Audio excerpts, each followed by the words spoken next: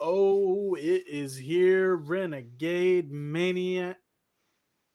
What in the Kevin Owens is going on over here? Are you in your car? A little slow on the uptake today there, eh, Kurt? Obviously, I'm in my car. I'm gonna let the sarcasm slide just a little bit because honestly, I'm curious. Why? Well, sometimes you just have to, cut a promo from your car when, you're getting taken advantage of. And you know what? All this time, you've been taking advantage of me, Kurt. Uh-huh. Hey, don't sit there acting all innocent and stuff. It always has to be about you, huh? Always about Curdy boy.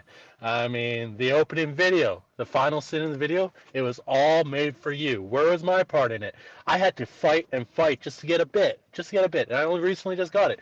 49 episodes in, and I just got it recently. Come on.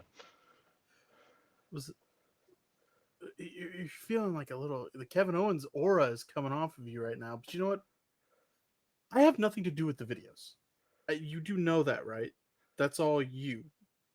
You do all the videos, and I have no input whatsoever. But you know what? Fine. Sure. All my fault. Hey, don't pretend like you've done nothing. Don't sit there and pretend like you've done nothing. I mean, even the show recaps, you had to do them all. I had to fight just to get a word in, just in little bits. It was all you. I just sat there. Are you serious? Right now? Really? Dude, this is ridiculous.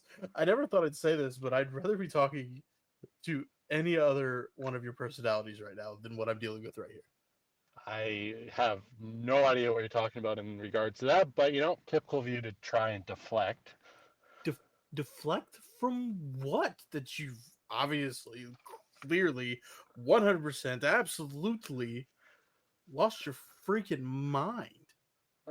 That's fine. Take your shots. Just remember, you asked for this. I didn't ask for any. He's gone. Just like that, he's gone. To the people watching this, understand that this is not an act. This is not a game. This is for some reason he likes enjoys this messing with my head thing, and I don't know what's happening anymore.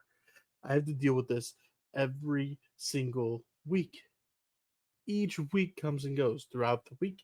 It's Arcade doing this and Arcade doing that, and he's trying to spin it. You see, he's trying to make it all seem like it's all me and my fault. You heard him; it was his own words, and he's clearly gaslighting the shit out of myself and you, the viewers. Do not let him gaslight you. Say it one more time. Do not let RK gaslight you. I'm sure as hell not gonna let him gaslight me because this is what I've been dealing with for the past, I don't know, month, 2 months.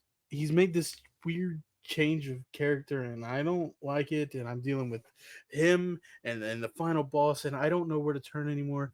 I It's every day. He's gaslighting. He's really good at it for some reason, but I'm not gonna deal with it anymore.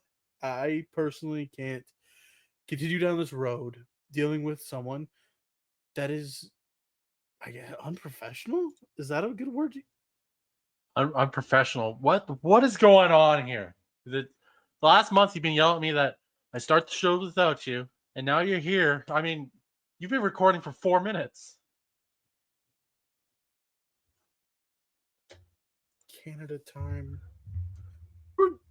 You were just in your car. You know what? I can't win anyway. No, you really can't win. You see, just like Thanos, I am inevitable. You said one time, I don't know, must have been like, actually, you say it a lot. You say that I bury talent, but you can finally see that I am the talent. I make everybody around me better. And when I take that podcast championship of yours, I will be the last real champion. Listen, I don't see how that is possible, as that is still not a real thing. Oh, don't worry. Soon enough, you will see that it is very real. Very real. We need to pause and we need to reset. We need to talk about this because I'm about to lose my mind because I don't know where we're headed. I don't. Quiet on set. Places, everybody. And action.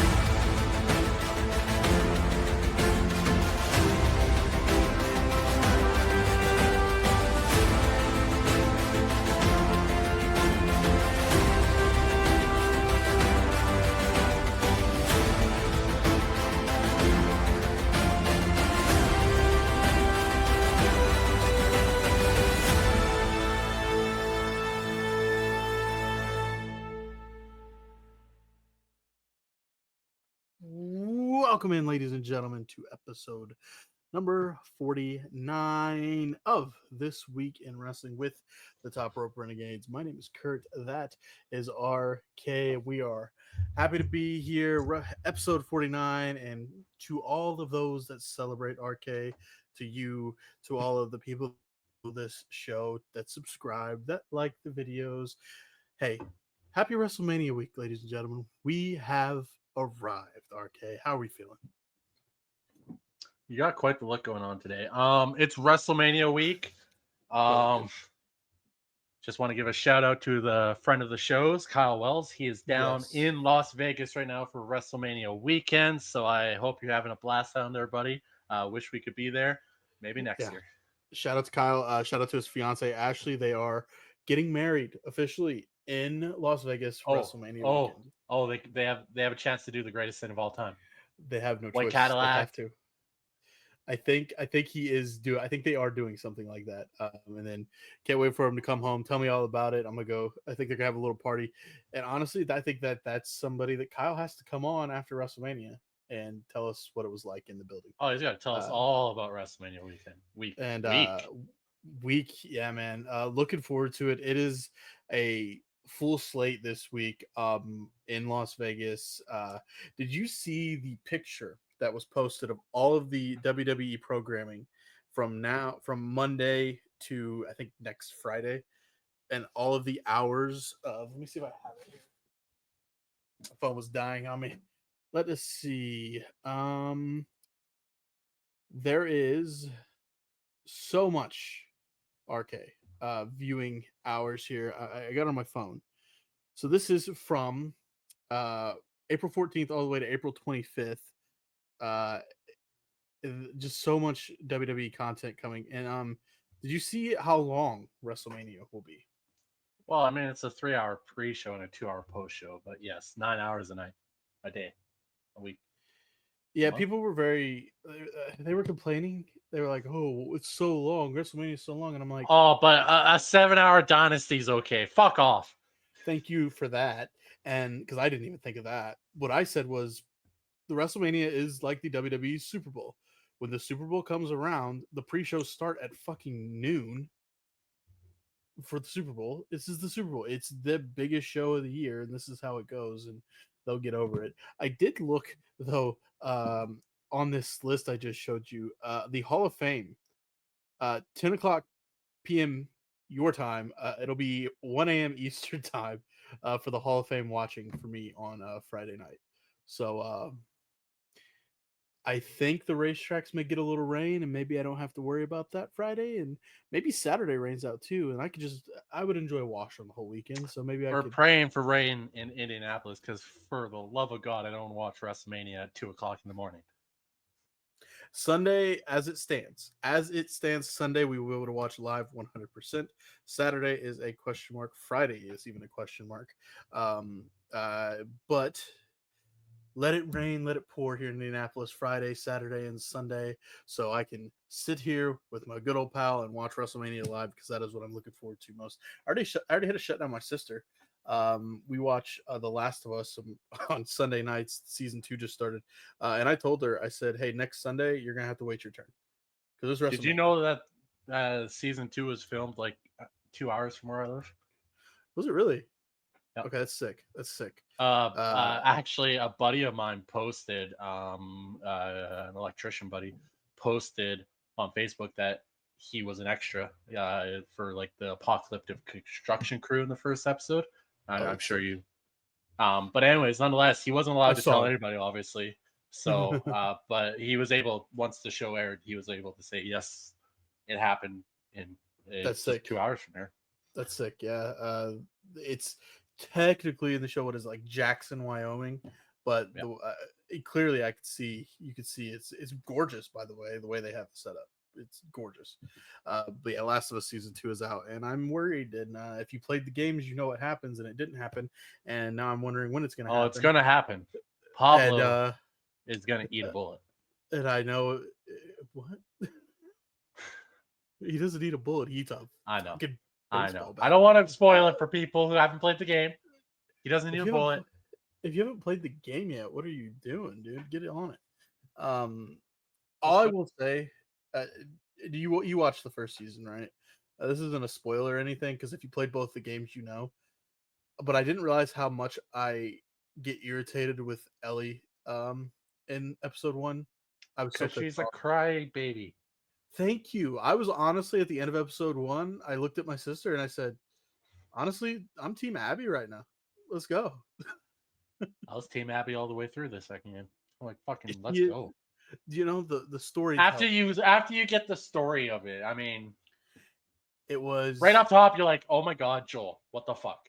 yes, and then you learn. Well, technically, Abby's justified in her actions. It's almost like Drew McIntyre, which we're probably gonna have some fun talking about later on in this show. All right, that's enough jibber jabbering to kick things off. Let's dive into everything and all that. And wrestler of the week. I was thinking in my head all week about who my wrestler of the week is, and I can't wait till we get to that. But I think we should start with guess with the wrestler. My mind's all over the place right now. Hey, Dairy Queen, I'm stuffed, dude. You have Dairy Queen in Canada, right? Yeah. Yeah. We also have houses with running water. Really? I had no idea. Fucking You idiot. see, the propaganda newspapers that are going around America right now say you don't have water in your houses. Anyway, what's your go-to ice cream? Like you just get like a Blizzard, or what do you go to if you get ice cream from DQ? What's your fave? Peanut butter parfait. My dog. That's what I just ate. That's That's the greatest, isn't it? Oh, so good. All right, let's get into it, man. Guess the wrestler. You ready to rock? I am ready. Alrighty. I did not get it last week. RK got it in 7 questions last week. I did not get it at all last week. So I got trying to get a redemption here. With starting with the easy questions, and then we get more intricate. Is this wrestler active? Yes. Okay. Is this wrestler a male? No. No, going female this week. Okay. Active female. Is this female active in WWE? Yes. Is this Liv Morgan? No. Okay. Was this person active in the let's go 2000s? No. No. Active in 2010s? Yes. 2010s to now. Was this person NXT Women's Champion?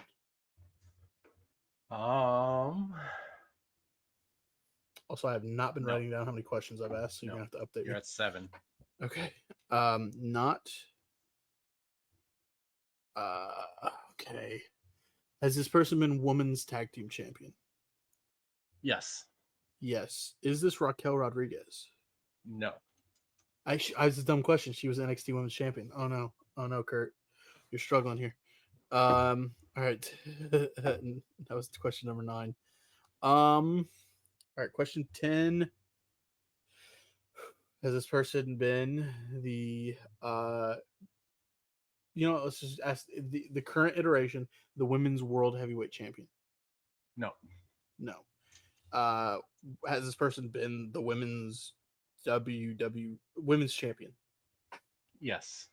Yes, that's kind of vague. 2010s.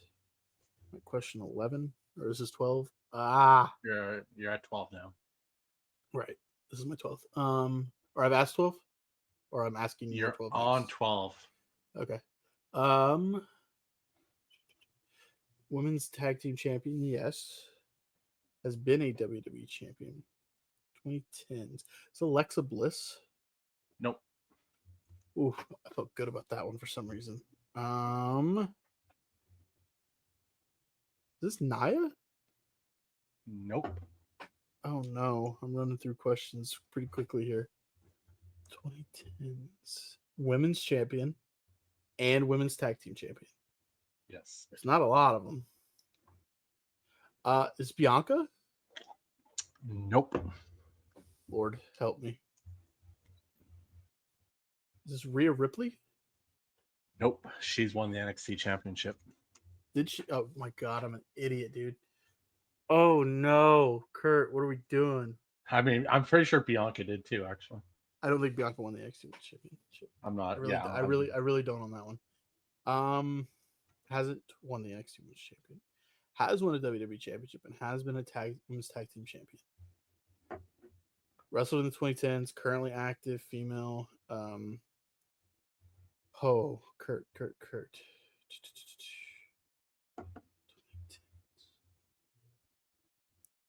Man, oh man. Why do I want to say Tamina? But Tamina has never been women's champion. I think she was active in the 2000s as well. Natty was active in the 2000s. I'm just trying to think of women's tag team champions and that I've been a WWE champion. And it shouldn't be that hard, but for some reason it is. Is this Nikki Cross? Yes. Oh, yes. That was a weird. Nikki was the women's champion when she was Nikki ASH, correct? I think. That is that's when correct. She won it. Hell yeah. I got it in 16. I'll take it. We were cutting close. Can I ask what your clue is going to be? She has been part of 2 large stables.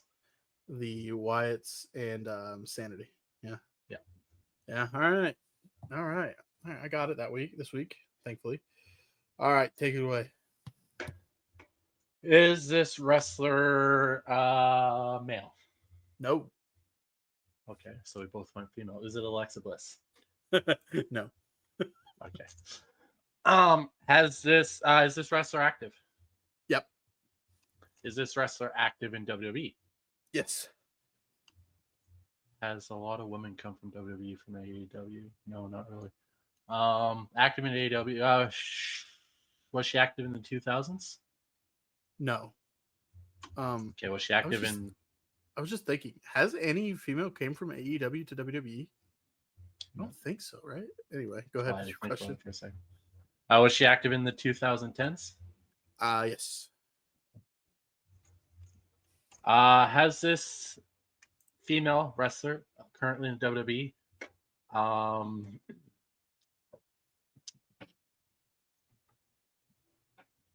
been champion, main champion? Yeah. Is this wrestler married to Seth Rollins? No. Would you consider Becky Lynch active though?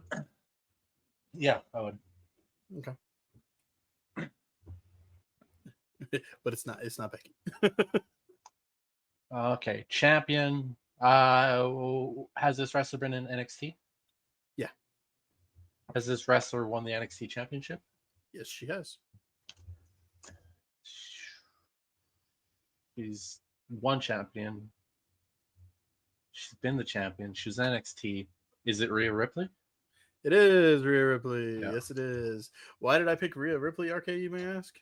Because she just broke the fucking internet again. Did you see the picture? Oh, yeah. Yeah, I saw it. She broke the internet again. Well, I was worried. What about you? I was asking questions to you. I'm like, did we pick the same person this week? But NXT champion, duh. I'll be totally honest. I did not have a clue in mind to give you, because I figured you would have got it by 20, and you did. So I'll take it. Just running through her stuff. I'm trying to see what her accolades are.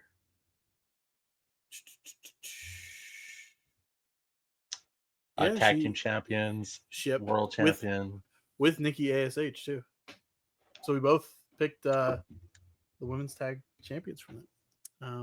She was the 5th Grand Slam champion and the 7th Triple Crown champion, according to Pro Wrestling Fandom. All before she was 30. Yeah, she's still killing it. And this is an interesting stat. Pro Wrestling Illustrated ranked her. I'm gonna go in order a little bit. 63rd in 2018 for females, 35th in 2019. Then she went to 12 in 2021, then dropped to number 42 in 2022. I don't know. I wonder did she get hurt maybe there? And then she was the number 1 female in 2023, and then in 2024 they ranked her 3rd. Behind Sasha and probably Tony. yeah. Wait, actually, I can just click. Actually, no. Wrong. Number 1 was Tony Storm. Number 2 was Jordan Grace. Oh, And then Rhea Ripley. If you want to know where Miss... where is she? Holy shit, dude. I don't even see Sasha, sorry, Mercedes on this list. I guess she wasn't doing much in 2024, right? At the start of the year? no, because she left WWE after halfway through WrestleMania 38, which would have been 2023. No, But 2022. this was 2024's rankings. Oh, yeah, well, no, she just got into AEW, so they don't care about New Japan wrestlers. Okay. Unless I'm missing her name here completely. Because there's no way they wouldn't have her above. Yeah, I don't see her. Huh. Okay. Well, never mind that then. All right, let's move along with our scheduled stuff. Of course, it is time for everybody's favorite segment. It is the hit piece, the rumors, the innuendo, all of the news brought to you by the man himself, our Kizzle.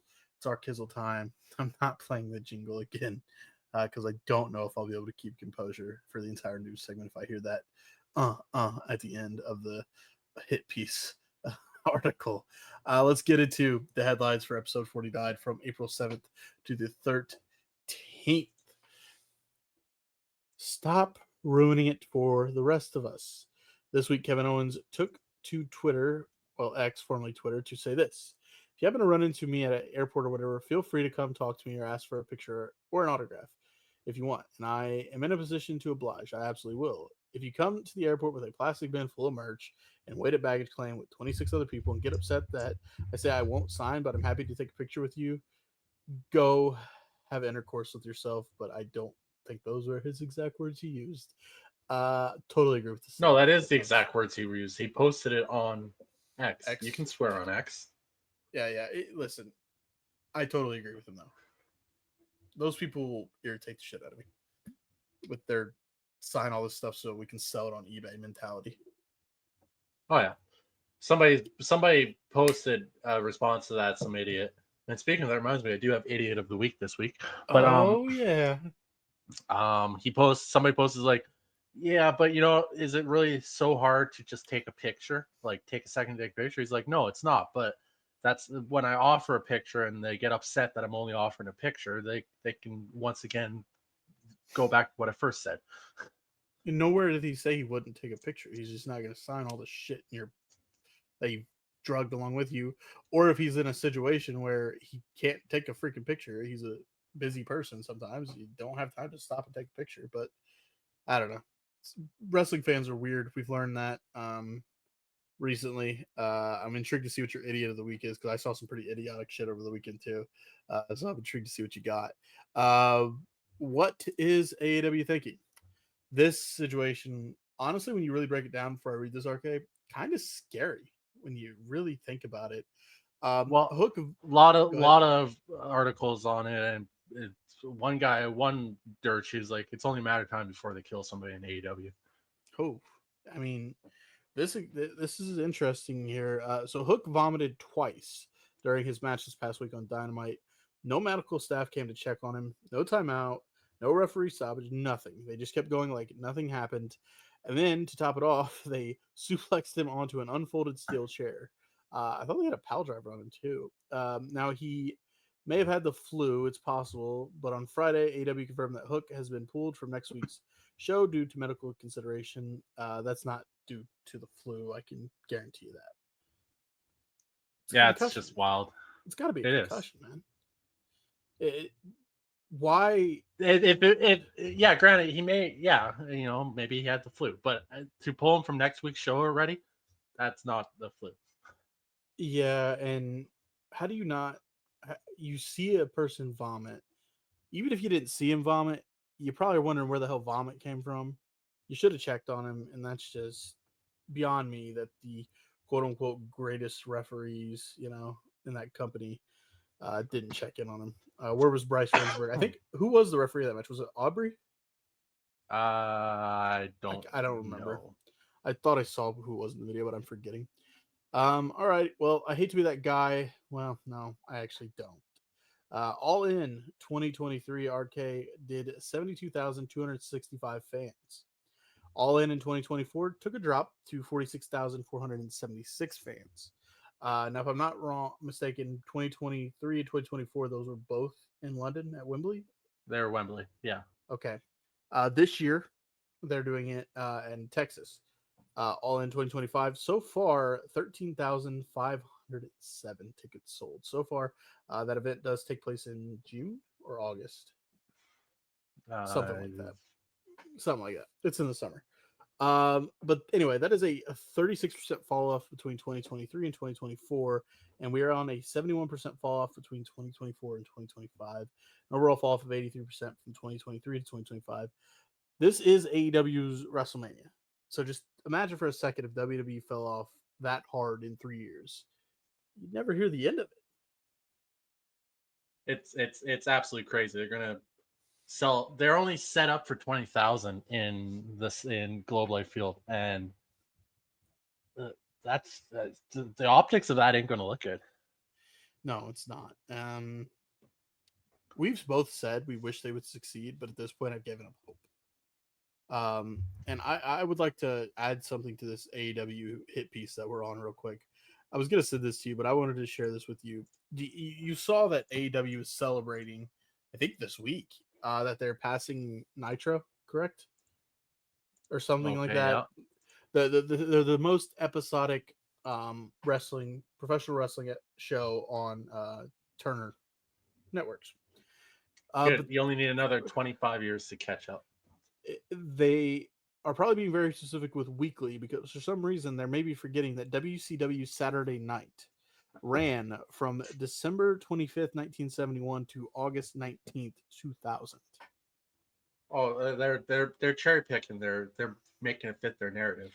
They're literally just doing it because WCW and they hate Eric Bischoff. That's that easy. And I wanted to add that I sent you that video earlier today.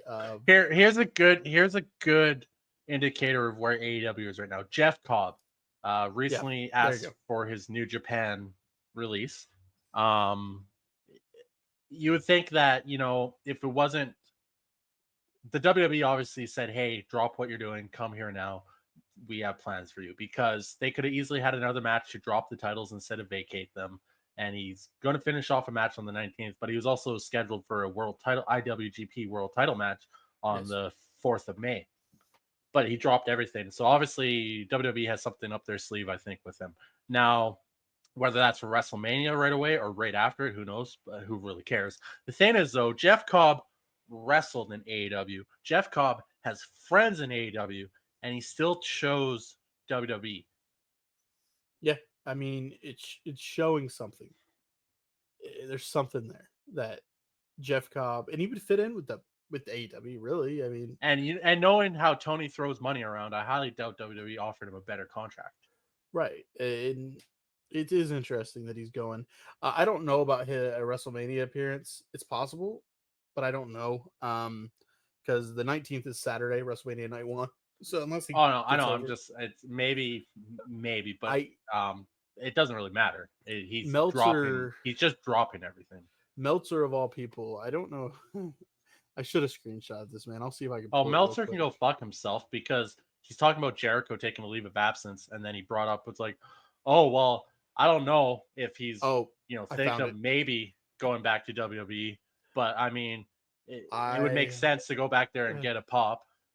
I saw that one's funny too. I found this. It may take me a second to get through it because it's not long, but it's funny. You remember The Rock posted that picture with a New Japan shirt, correct? Oh yeah, he's been tampering with New Japan wrestlers. Yeah. So here's what is on the Wrestling Observer Figure 4 Online. Dave Meltzer, Brian Alvarez. Here's an excerpt from the experts per se. The idea that Cobb, who turns 43 in July, would be leaving for WWE was not unexpected, but the nature of how it has happened had to have blindsided them, as Cobb was scheduled to main event, as you mentioned, the May 4th show against Goto for the IWG World Title. Those in WWE have confirmed Cobb is starting soon. Wrestling Observer has been told that he is not Randy Orton's opponent at WrestleMania.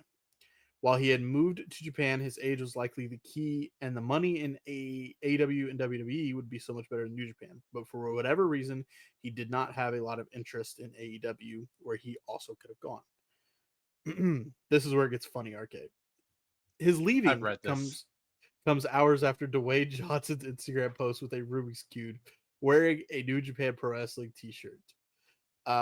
There's no confirmation that they're related, given they happened within several hours of each other, and there was very clearly the idea of a secret message being sent.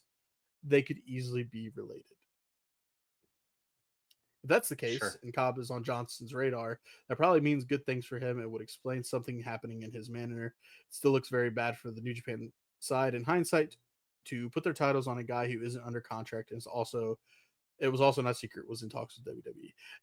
They're basically saying, I don't know if there's a connection with that. The Rock and Jeff Cobb, really? I don't know if there's a connection. Maybe there is. But who cares?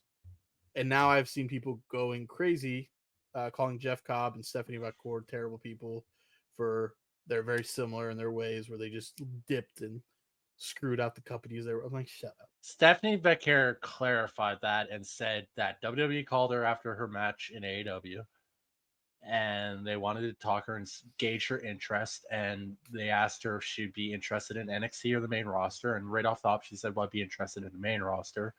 But first she went back, she talked to the people at CMLL, she talked to the people at AEW, and she made her decision. She didn't just drop it on a dime. She made a decision. Yeah, it is what it is. Deal with I'm it. sorry. Right now, I mean, any wrestler, I don't care who you are, other than Will Ospreay because he doesn't like the grind. Right.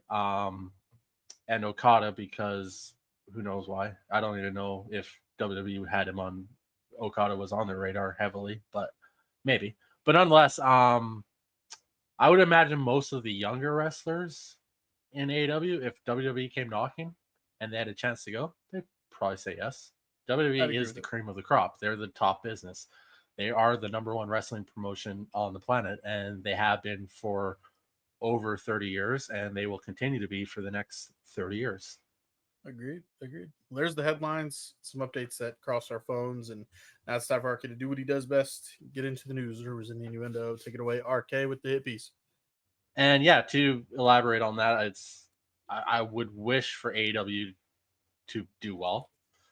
They just aren't. It's just they simply are not. Nope. And that brings me to Idiot of the Week. Let's go. X handle is Dom, British flag, 100% son. He's verified. And that's at AEW Ser Zero Mierdo. Tonight marked the unofficial start of the most important and unpredictable stretch in AEW history. Over the next 96 days, Dynamite passes Nitro, the return of Fyter Fest, a big Double or Nothing, and AEW's first domestic stadium show with All in Texas. So if AEW Dynasty felt somewhat underwhelming to you, it was likely by design. So let me get this straight. AEW purposely put on a shitty pay-per-view so the next 96 days would be more impactful. Does that seem like a good business plan to you? It seems like this guy knows what's going on. Apparently. Fucking idiot. Terrible business. That There you go. Idiot of the week. Keep it coming. I can't wait for Idiot of the Week to continue. I did see an Idiot of the Week that I don't want to draw on. There was a guy that commented under the referee that was in the ring during Owen Hart's death.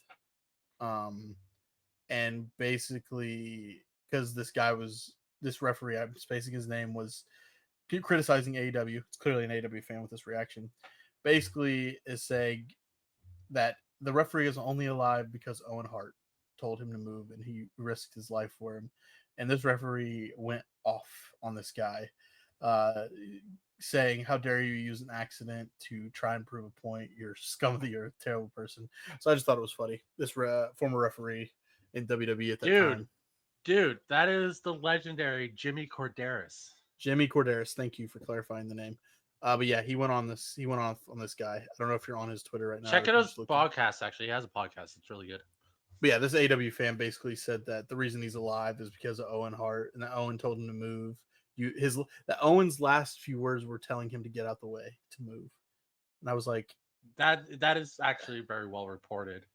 okay, well, I don't know. This guy was using that as an example to try and tear this referee, the referee Jim Corderas down. It's a horrible example. Owen Hart will, in his last seconds, try to save somebody else. Yeah, such a terrible human being Owen Hart was, huh? Like, come on. Yeah. Anyway, take it away. Do your thing. Man. The IWC is toxic. I guess we're part of that though. We are kind of toxic sometimes with the hippies, Not- but Not like some of these people on X, dude. we're having H- fun with it. We're not here inciting hatred. Like, come on, people. Triple H said it best on Flagrant Podcast. All that bitch he played, and that shit's not real. And basically, Triple H just shit got on all heated. of those. You got heated. All shit on all of those IWC fucking toxic fucks. The greatest. One of the dirt sheets on Facebook posted that. The first comment was like, "You guys are fucking part of that." So we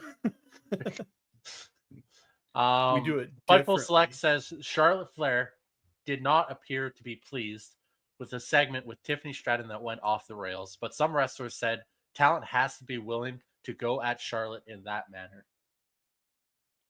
I like if that's true. I like that. That the talent's like, you gotta fucking go at her.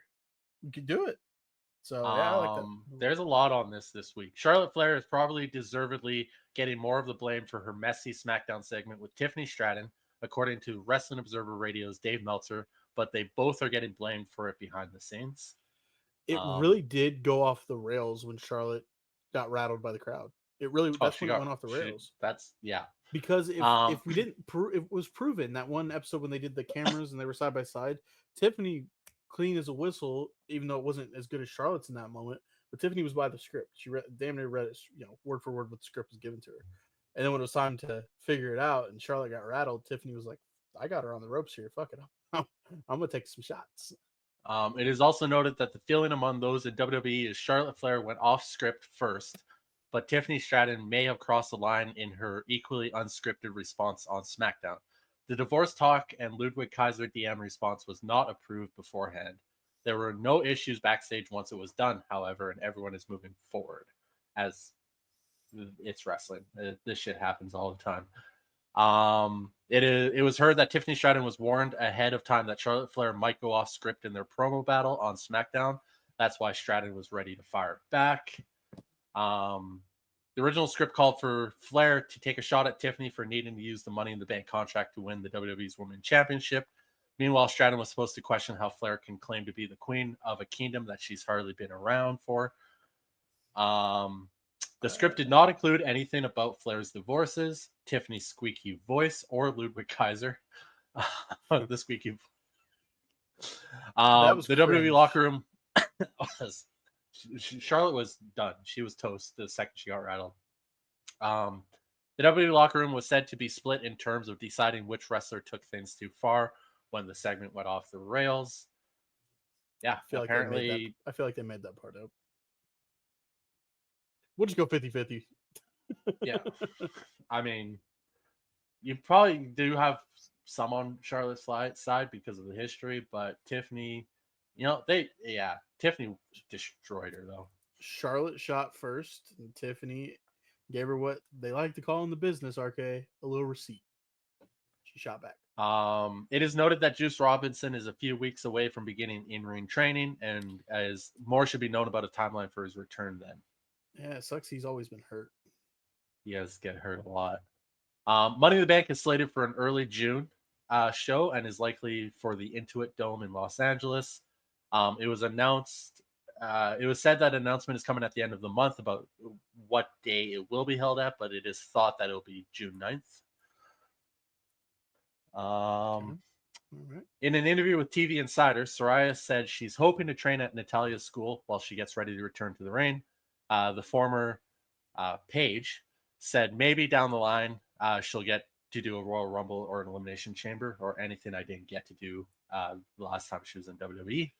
Okay, Um, I agree with that. That I think that needs to happen. Maybe not the Chamber. Chamber would be fine too, but a Royal Rumble would be sick. Now, do we want to wait all the way till January to see Paige come back? Maybe. Maybe there's not much for her to do, but they could figure it out. I did see her talking about how she wanted to have a match with Liv Morgan because Liv Morgan brought her name up in an interview. For what it's worth, Soraya has told WrestleZone that she hasn't spoken to WWE since leaving AEW, but I don't think that's true. I think how sick would it be for her to pop up Monday night after Mania? That just makes so much sense, doesn't it? If it's legit going to happen, she'll get a pop. She'll get a massive pop, and yeah. WrestleBinge Q&A, WrestleVotes speculated that there are no short-term plans for Soraya's return to WWE, but it is speculated that she's got a good shot of being on the rumored Evolution 2 show in July. That'd be a quicker turnaround to get her back around. Yeah, that'd be okay. That'd be fair to bring her back there too. According to WrestleVotes, I didn't get to watch Paige's time in WWE. That was during a period where I wasn't watching, but that's why I'm kind of talking it up. And people, if people watch, they'll understand. I forgot. Even when we were watching AW and she was on TV, and I was kind of like, it's cool seeing her, but she's not doing much. She was just ringside. She really didn't have any matches when we were watching. Man, Paige back in the day, man, she was badass. It was awesome. Paige was awesome, and you've seen the movie. It's pretty good. I love the movie. You know, so I mean, mainly because Florence like Pugh Paige. is probably one of the best actors around right now. Florence Pugh is awesome. Yeah, she's gonna be in the new Avengers, isn't she? She is. She's also she's in the Avengers, rumor for that, and she's in the new Thunderbolts that's coming out this year, and she's awesome. But all her other movies, fantastic actor. I liked her in Oppenheimer. Yeah. According to WrestleVotes, Kamala won't be going in the WWE Hall of Fame this year, as previously talked about. But the company is still in talks with his family, and the relationship is strong enough that it will be happening in the future. I've asked this. It's obviously not happening this year, so not to go away from Kamala, just Hall of Fame in general. Cena goes in the Hall of Fame next year, right? 100% he does. Okay, just make sure we're on the same page there with that. Although it's being listed as a 3-hour show, the Daily Update notes that the April 26th episode of AEW Collision will only be a 2-hour show as per usual. It's random news, but whatever. Slow news day, huh? That day. Yeah, really. They had to get something. They had to get something out. Tony Hinchcliffe's appearance on Raw commentary this week came across as a dud, even to those backstage at WWE. A lot of criticism. I liked it. I think Tony Hinchcliffe is absolutely hilarious. I think you got to get his humor. You got to get his humor. It's different. Yeah. I've also heard like the Kill Tony special that's on Netflix right now. Some people really didn't like it. I thought it was hilarious. I thought it was hilarious too, and the comments I saw were, it was just Tony Hinchcliffe and friends. It wasn't really like a Kill Tony episode. Okay. You obviously don't watch Kill Tony every week, huh? Yeah. Or listen to Kill Tony every week. It's the same shit every week. It's hilarious. So Tony Hinchcliffe is hilarious. I think the roast of Tom Brady, Tony Hinchcliffe's spot in that was the best thing of the whole show. 2 people upped their stock at that roast of Tom Brady. It was Tony Hinchcliffe and Nikki Glaser. Both of them upped their stock. Yeah. They both. But Tony Hinchcliffe killed it. Yeah. But I think Tony Hinchcliffe, if it's not your humor, I get it. But I mean, for everybody to say that it came off horrible, I think it was hilarious. Michael Cole's first match he called was David and Goliath. Yeah, what's so terrible about that? I got to kick out of that. The only line that made me like go ooh was the Big E line, but at the same time, he's a freaking comedian. That's what they do. Yeah, that's what he does. If you watch his shit, that is his style. I find it hilarious. I mean, maybe I'm old school. I don't know, but he's funny to me. Politically correct shit just pisses me off. So I love comedians that don't care. Like I'm very pissed off. We can't watch the roast of the WrestleMania live. That's gonna come out somewhere. There's no way that doesn't get released at some point. Yeah, it's gonna probably be edited. It is said Kelly Kelly has been signed to a Legends deal with WWE. Legend. In an interview with Bill Apter, Lex Luger said he still doesn't know if Sting will be allowed to induct him into the WWE Hall of Fame, but he wants him to do so alongside Diamond Dallas Page, who has been confirmed to be inducting him, Yeah. but no word on if Sting will be there. If the lights go out during Luger's Hall of Fame speech, I don't know. "Oh." I've heard that Sting says it'd be up to AEW, and I've heard comments that Tony Khan said he would allow it if he was asked, but he hasn't been asked. I don't know. Tony loves Sting, so I assume he would let it happen. I mean, like that's Tony. what somebody, I don't remember who said it, but somebody said that Tony Khan said he would allow it to happen if he had been asked, but he hadn't been asked. But that was like a few weeks ago. So we'll see. I'll just be honest. I don't think Sting will be talking on the microphone at the Hall of Fame. But it'd be sick. Like Luger's about to talk. He comes up, lights go out. You hear the caw. Nah, we're going to do this the right way. And he Sting- comes maybe flying Sting down from the rafters. Just to hug him and then walk off the stage. That's it.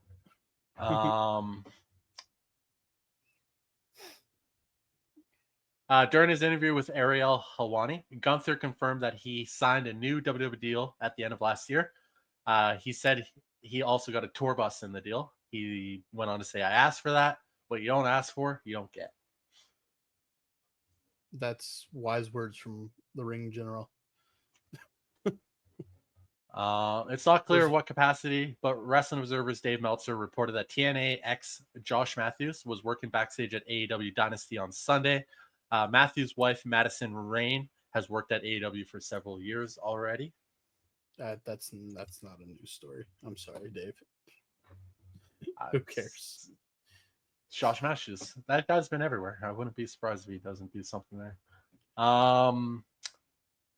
It is said that the name of Stephanie McMahon's new podcast will be "What's Your Story with Stephanie McMahon," and WWE is going to push it in a big way. It's very similar to Cody's. What do you want to talk about? Little podcast he did. Yeah, the video series that she's doing so far has been really good. So, I think I've caught up yet. Sean Ross Sapp said Jon Moxley doesn't have creative control in AEW, as many people have been saying that he does. Tony Khan is very much in the weeds of AEW's creative direction and is the only person who has final say on everything, including the finish of Dynasty's main event. I don't believe that for a second. Well, no, I do kind of. I kind of do. I feel like the Bucks and Jon Moxley and all, those guys all have his ear.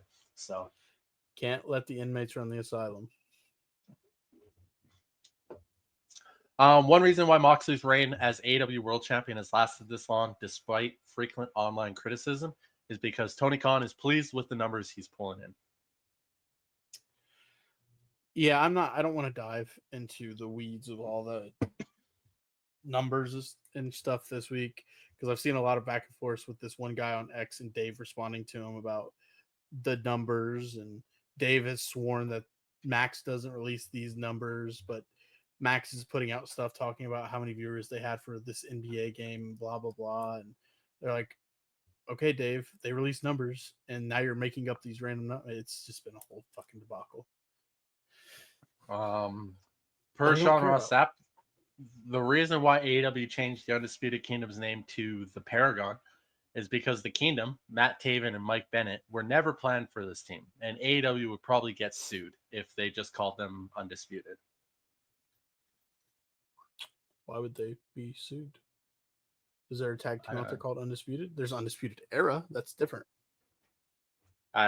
It's Sean Ross Sapp. What do you expect from that guy? You don't see the WWE out here suing the guy that runs around called cocaine. Well, that's because cocaine is a drug. BetOnline's latest odds for WrestleMania 41 indicate there could be several championships changing hands.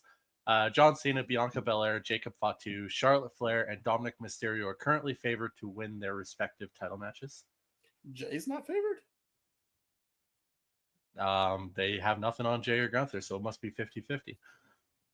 I think Cena and Cody is 50-50. I think that's 50-50 to me. No. Cody's not scheduled for the first Raw after WrestleMania. John Cena is. I don't mean anything. Bianca, I don't see Bianca winning. Hey, this is No. Bet Online's. Now, we have been on the train for a while of Dom being the IC champion walking out of Mania. Yeah, to further along the dissolvement of Finn from the Judgment Yep. Day, 100%. Yep.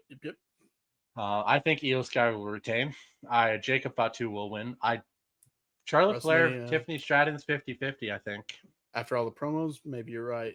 WrestleMania predictions video will be cut. We'll get that out before WrestleMania, of course. And they've already kind of announced the card fully, to be honest. So, except for Randy. I think there's gonna be a couple surprises, like Kevin Owens. We're not talking about this. No, I am. I'm sticking to my guns until I don't see him show up at WrestleMania. I can't be confirmed that he's. It would be a wild work when you think about it, man. It'd be a wild work. I will stand on this stance. I think he is legitimately hurt. I think he legitimately got surgery. I think he's gonna be out for a long time. You think it's a work, and I hope you are right, because I don't want to not have Kevin Owens on my TV. Everything, man, that's happened, and all of a sudden he's out with a neck injury, but he was breaking people's necks, and nothing's been confirmed for Randy. They're teasing Nick Aldis, they're teasing Solo, but nothing's been set in stone.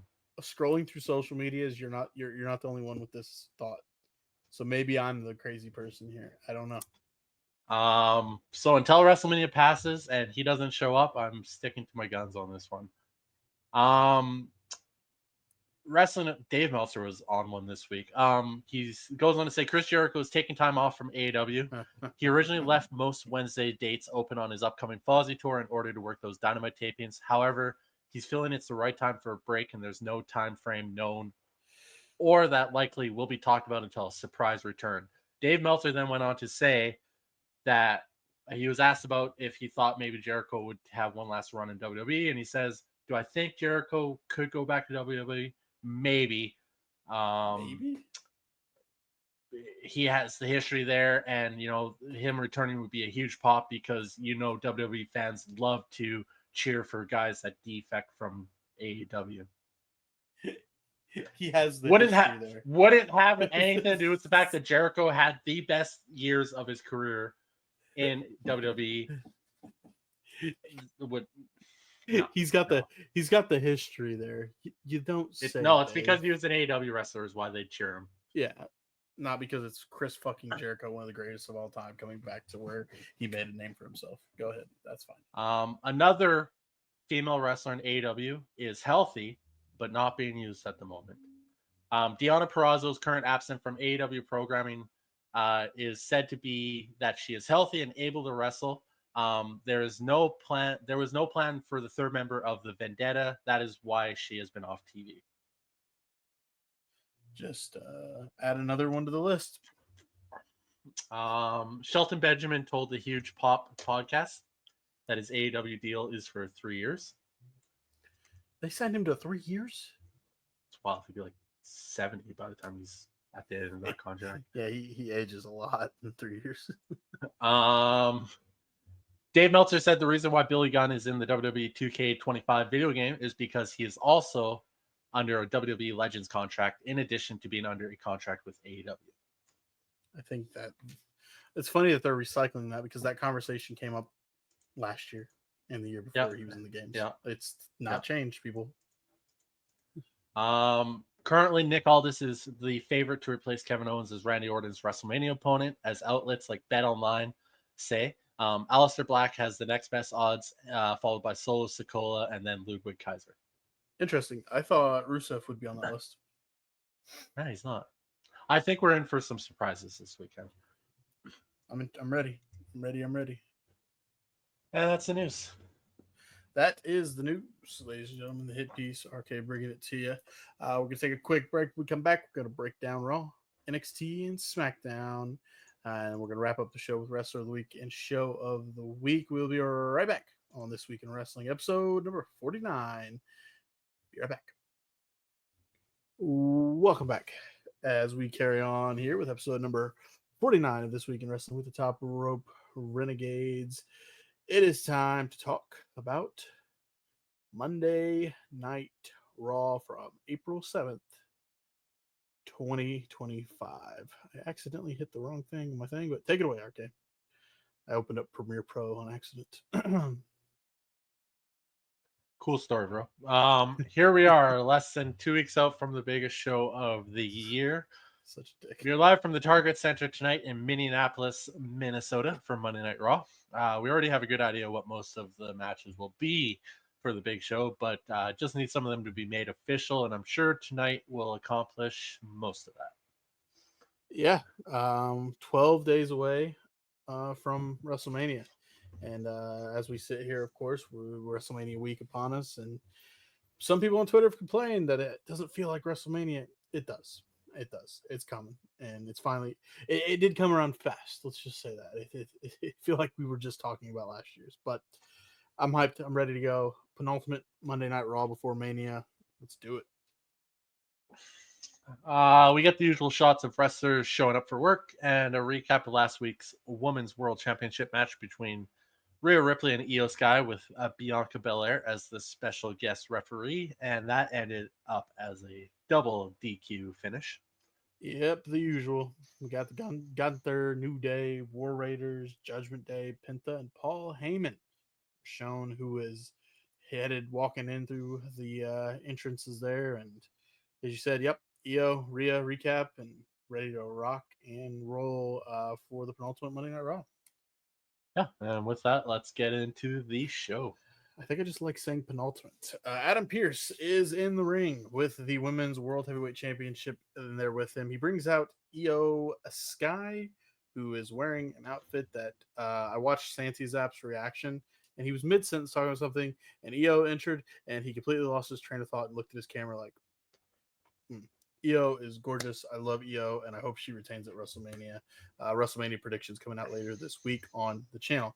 Io comes out, brings out Bianca, and then Rhea.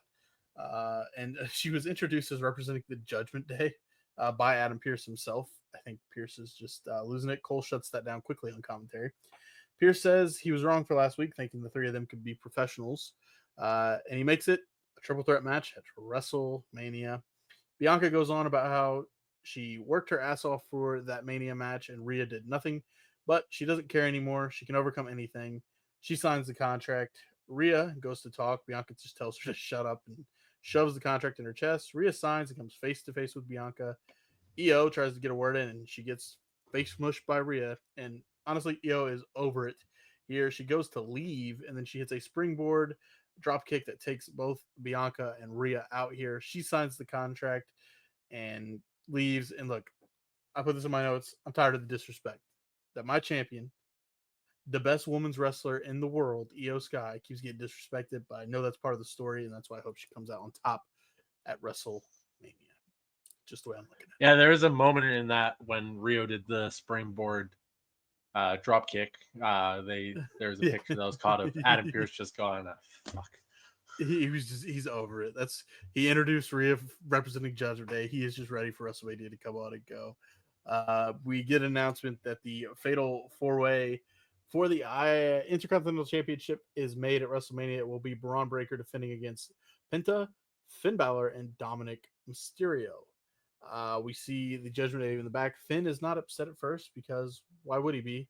Liv, of course, is very happy that the title has better odds of coming back to Judgment Day. Finn says what we've all heard, that people say that Dom doesn't have it in him. He isn't strong. He isn't smart. He won't get the job done at WrestleMania. Finn tells Dom to prove him wrong and that he believes in him. And Carlito is back, and he shows up and he puts over the Mall of America, just in the classic Carlito gimmick that he's running. Have you ever been to Mall of America? You know anything about Mall of America? I don't know if you've traveled to Minneapolis. No. Okay. Well, yeah, Mall of America. We have West Edmonton Mall. Okay, yeah, it's just a giant mall in Minneapolis. Yeah. Yeah, no, cool story. You got a lot of those today. A lot of those. A lot of cool stories today. First match tonight, we got the Women's Intercontinental Championship match. Lyra Valkyria is defending against the Bailey. Lyra Valkyria retains the title at 13 minutes and 24 seconds after countering the Rose Plant from Bayley with a roll-up pin for the win. This was a win that Lyra is needed to show that she is the champion for a reason. Bayley is a seasoned vet, and to get a win over her in this fashion was really good. Both women look good here, and Lyra really showed that she can hang with one of the best in the industry, especially after losing to Bayley prior in a match back in February, which the commentary team brought up. So that was a good little piece of information they had. Mhm. Post-match, Lyra goes for the handshake, but Bayley slaps it away and goes to leave. She second guesses herself. No, I'm not that kind of person anymore. And comes back in the ring to hug it out with Lyra. Not to mention they also have a tag team match in like 4 fucking days together. Yeah, on SmackDown. We'll talk about that later. Kathy Kelly is back with Burt Kreischer. Chad Gable shows up to say hello and says, sorry he's not competing tonight in his hometown. I know you showed up to see me, Burt. Burt says, sorry, and I mean no disrespect, but I didn't come to see you guys. He's referring to American Made here. Otis shows up, and that is who Burt wants to see. They rip their shirts off as we go to break. Just Burt Kreischer being Burt Kreischer, one of the funniest comedians in the world. And he said, I think he said, that's my gimmick after Otis takes his shirt off. And he said it could be both of ours or thing. Fun little moment. And I guess there was a scene we didn't get to see. Burt chokeslammed somebody, I think. I was after the show. Okay, it was after the show. Jackie Redmond is with AJ Styles. AJ saying he is ready for Logan because you can't beat experience. Karrion Kross shows up, though, and just gets under AJ's skin because he wants a different AJ because he cannot lose at WrestleMania. AJ Karrion Kross will be next week on Monday Night Raw. Yeah, and that leads into the second match of the night. We got LWO versus El Grande Americano and the Creed brothers. El Grande Americano gets a pinfall win for his team here after Ivy Nile hands something to Americano to put in his mask and run wild with the headbutts to take out the LWO. And then he takes a top rope swan dive headbutt to finish the match at 10 minutes and 16 seconds. This was a lot of fun. This match, everybody got to show off, and further along the Americano story here. Unbelievably, Chad Gable, El Grande Americano, has gotten over here as the crowd was fully engaged in this match with chants of "That's Chad Gable, no, it's not. That's Chad Gable, no, it's not." No clue what the payoff here is for the story, but I'm here to see it. We'll see what happens. We get a recap of Gunther's absolute destroying of Jimmy Uso, a Triple H Hall of Fame segment focused in on DX and the run of DX. And if you want to go check out a pretty fun little breakdown on the Flagrant podcast with Andrew Schultz, Triple H kind of broke down DX on that as well. And you can just go find any fucking documentary made about DX. Let's talk about the Gunther Jey Uso segment here. Gunther heads to the ring, and he's taking his sweet time. He's grinning ear to ear. Gunther says nothing because Uso hits, and Jey is on the way. Crowd is eating. Jey is not. He is locked in on Gunther here. Jey gets in the ring, mic in hand. Gunther smiling ear to ear. And then Jey smacks the mic out of Gunther's hand as he goes to speak. Jey asks Gunther, do you have a mom? Do you talk to her? What y'all talk about? He asks, does she ask about the wife, the grandson? Nothing, regular family stuff. Well, I got a mother too. You want to know what we talked about? That her oldest son is in the hospital with 15 stitches. You know what she said? Well, why didn't you help Joshua? Because I am scared of you, Jey says. You had, you were playing chess while I was playing checkers, and Jey says after all Gunther did in front of him, making the world stop in those moments when he was beating out Jimmy, that he realized something, that he's not afraid of Gunther anymore. He says, before Mania, to hug and kiss your family, because before Mania, I'm going to lay my head down and pray for you. Pray for you more than me. He's going to pray for Gunther more than himself, and ask the Lord to forgive me for the man I become at WrestleMania. I'm going to get you for me and for Jimmy, my family, and I am taking the World Heavyweight Championship. On commentary, Cole put over a couple times that he got the best of Gunther now, that he has the upper hand. So we'll see. We've had to watch the Monday Night Raw to see if there's a reply. So we'll see what happens. Of course, we get the always popular on Raw and SmackDown a recap of what happened on the other show. So we get the SmackDown recap from the favor between CM Punk, Roman Reigns, Paul Heyman, and all that goodness. We get Natalya and Maxine with Adam Pearce. Pearce is hyping them up for the gauntlet match that will take place on SmackDown. Rey Mysterio, he comes in and he wants El Grande Americano at WrestleMania, and he gets it. And RK, all I have to say about that is another year Chad Gable not having a WrestleMania match. Ridiculous, man. I'm pretty sure El Grande Americano is gonna have something. He does. That's Rey Mysterio, El Grande Americano. Pierce said it's on, but the fact Oh that well, I mean, how could Chad Gable have a match at WrestleMania if he already has a match at WrestleMania? if he doesn't though, But he does. what do you mean? What match? What match got announced for Chad That's Gable? Chad Gable. No, it's not. Okay. That's El Grande Americano, hailing from the Gulf of America, and he's over. He's over, dude. Another year. Fuck, that was a no lot of Chad talking Gable. for you there. Yeah, that segment third with match- Jimmy and shit was long, and then all that other Yeah. stuff. So yeah. Third match tonight, we got a WWE World Tag Team Championship match. The War Raiders defending against the New Day. Side note, Tony Hinchcliffe is on commentary, and yes, he was fucking funny. We So, did, yes. The news. Go back to the news if you missed it. This match finishes in a DQ win for the New Day after Xavier Woods brings in a chair that Ivar takes away from him and hits Woods with it at 7 minutes and 48 seconds for the DQ. Woods and Kingston have been absolutely fantastic at heels, but they really need to get to the point of this story before the payoff loses all meaning. Also, if the payoff doesn't include Big E, then it really means nothing. 100%. Overall, the match, yeah, whatever. Post-match, the New Day start the beatdown on the Viking Raiders. They tease a spot where they're going to attack Eric's previously injured neck, but the officials break it up before anything can happen. Yep.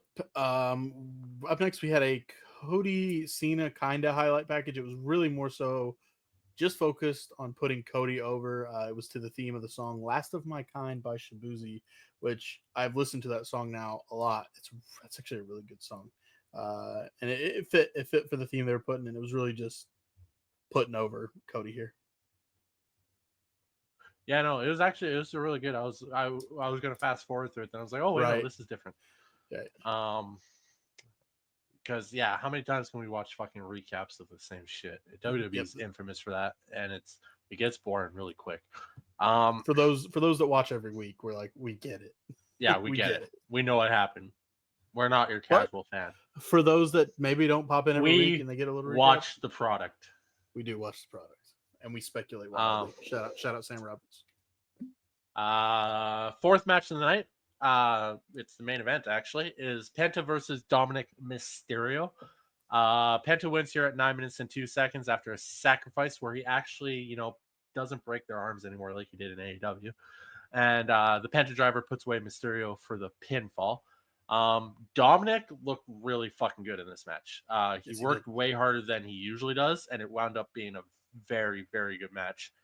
Penta continues to look like an absolute star, and if it wasn't for Rey Fenix recently joining the roster, I could have seen him winning the Intercontinental title at WrestleMania. That's fair. But those two are getting put together as 100%. Soon as they can. Because they will light the tag team division on fire. Oh yeah. Again, one of my favorite matches of all time is a certain Lucha Brothers versus the Young Bucks in a steel cage. Check it out if you haven't seen it. I've talked about it almost every week. It's such a good match. I watch that at least once every couple months. It's that good. Post match to Judgment Day. Back when AEW was good. Fuck. That's what pissed me off. They really that pay-per-view that you're referring to, I think was All In or All Out. All In, I think. It was a good pay-per-view. All of it was good. All their pay-per-views for like 2022 and 2021 were really fucking good. But yes, that match. Post-match to Judgment Day start the beatdown on Penta, but here is Braun Breaker for the save. R.I.P. Carlito. Hold on. I heard his funeral was this upcoming Friday. That's the rumor has it. I think I feel like a moment of silence is needed for Carlito here, because that spear from Braun to Carlito, running full speed down the ramp and just killing Carlito, was one of the best spears I've ever seen.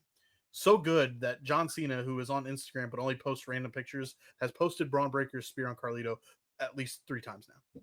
He's obsessed with It's this. so good. Izzy Go Dame watch actually it. had a good. Izzy Dame had a good Yeah. X post where she's like, "Yeah, that's how he treats me every time I come home." I sure the Imagine fuck hope not. you hear the key open and Braun walks in. It's like, oh hey, welcome home. Wham! Yeah, man, fuck that spear though. Yeah. What Oh, was it? I'm having a heart Carlito. attack. Oh, That's not good. The spear hit you like spiritually. Who no, was it? Was it just a Carlito little that said his twitch. funeral was Friday? Was it Yeah, Carlito he that said that? posted on X. That was good. So that was the main event, but of course we're going to close the show with the big story here of the Paul Heyman favor Punk Seth Roman situation. Paul Heyman is in the ring with the classic ladies and gentlemen. My name is Paul Heyman, and he wants to address a couple things: that he will always be loyal to Roman, and he will always be loyal to his best friend in the world, CM Punk. Just because he's loyal to both of them, he will never be disloyal. And when it comes to Mania, let's get one thing clear. And he can't finish the sentence because Seth Rollins comes out. He says, tonight, it's not about me, but it's about you, Paul. And he wants to ask him, whose side are you on at Mania? Because you're trying to convince us and yourself that you can be on both sides at once. But it occurred to me, you are neither. Says Roman doesn't give a damn about you. Roman doesn't respect you. Let's flash back to last year's Mania when he lost. He disappeared and left you in the care of Solo and the rest of the bloodline, and they treated you like scum of the earth, and Roman never came to rescue you, even at Madison Square Garden when you were massacred in front of your own kids. CM Punk wasn't there to rescue you either, and 10 years ago he walked out on all of us, including you. When he came back, did he team back up with you? Nope. He joined War Games to get a favor out of you, not out of the kindness of his heart. Seth says he has to be honest, and he feels bad for Paul because he's in a difficult spot. What's best is maybe Paul remove himself from the situation entirely. And if only there was a way to remove him. Seth says he would take it as a privilege to remove Paul Heyman right here, right now. That it would be easy and slow, one kick to the back of the head, and then a quick stomp. Roman isn't here to save you. Punk isn't here to save you. So how much are you worth, Paul? And he starts prodding and slapping Paul Heyman.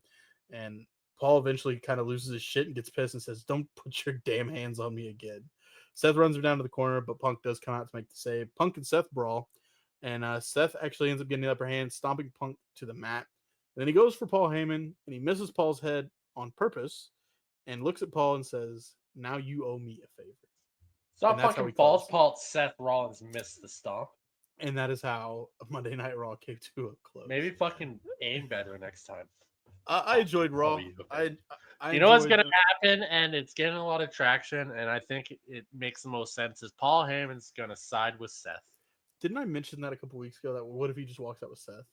It's I've seen it too. I don't know, but It makes sense. Who has the most to gain? Who has the most to gain from Paul Heyman right now? Seth for sure. Yeah. Roman posted a video. By the way, we are recording on Monday. We missed yesterday. That's my fault. I'll take the full blame for that. I got stuck watching The Last of Us and did not hit RK back because I assumed he was asleep. He was not. He was just waiting on my stupid ass.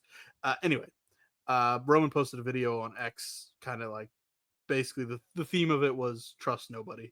So intrigued to see, and it leads me to say WrestleMania, that triple threat match is very unpredictable. I don't know who walks out of that with the win. I really don't. It's a very unpredictable match. Paul Heyman does loom large. There's so much online for Roman, who carried the company for the last 4 years. Mm-hmm. CM Punk, who's CM Punk, he has so much to gain. His lifelong dream, main eventing WrestleMania, and Seth, who's this whole time been the architect of Cody's title win, everything that's been going on. When you really when I look and think about it, Seth Rollins has been the workhouse of the WWE. Roman did not do many. Roman didn't do many dates. Punk was gone. Seth was there every week. I don't know. It's interesting. But yeah, I enjoyed Monday Night Raw.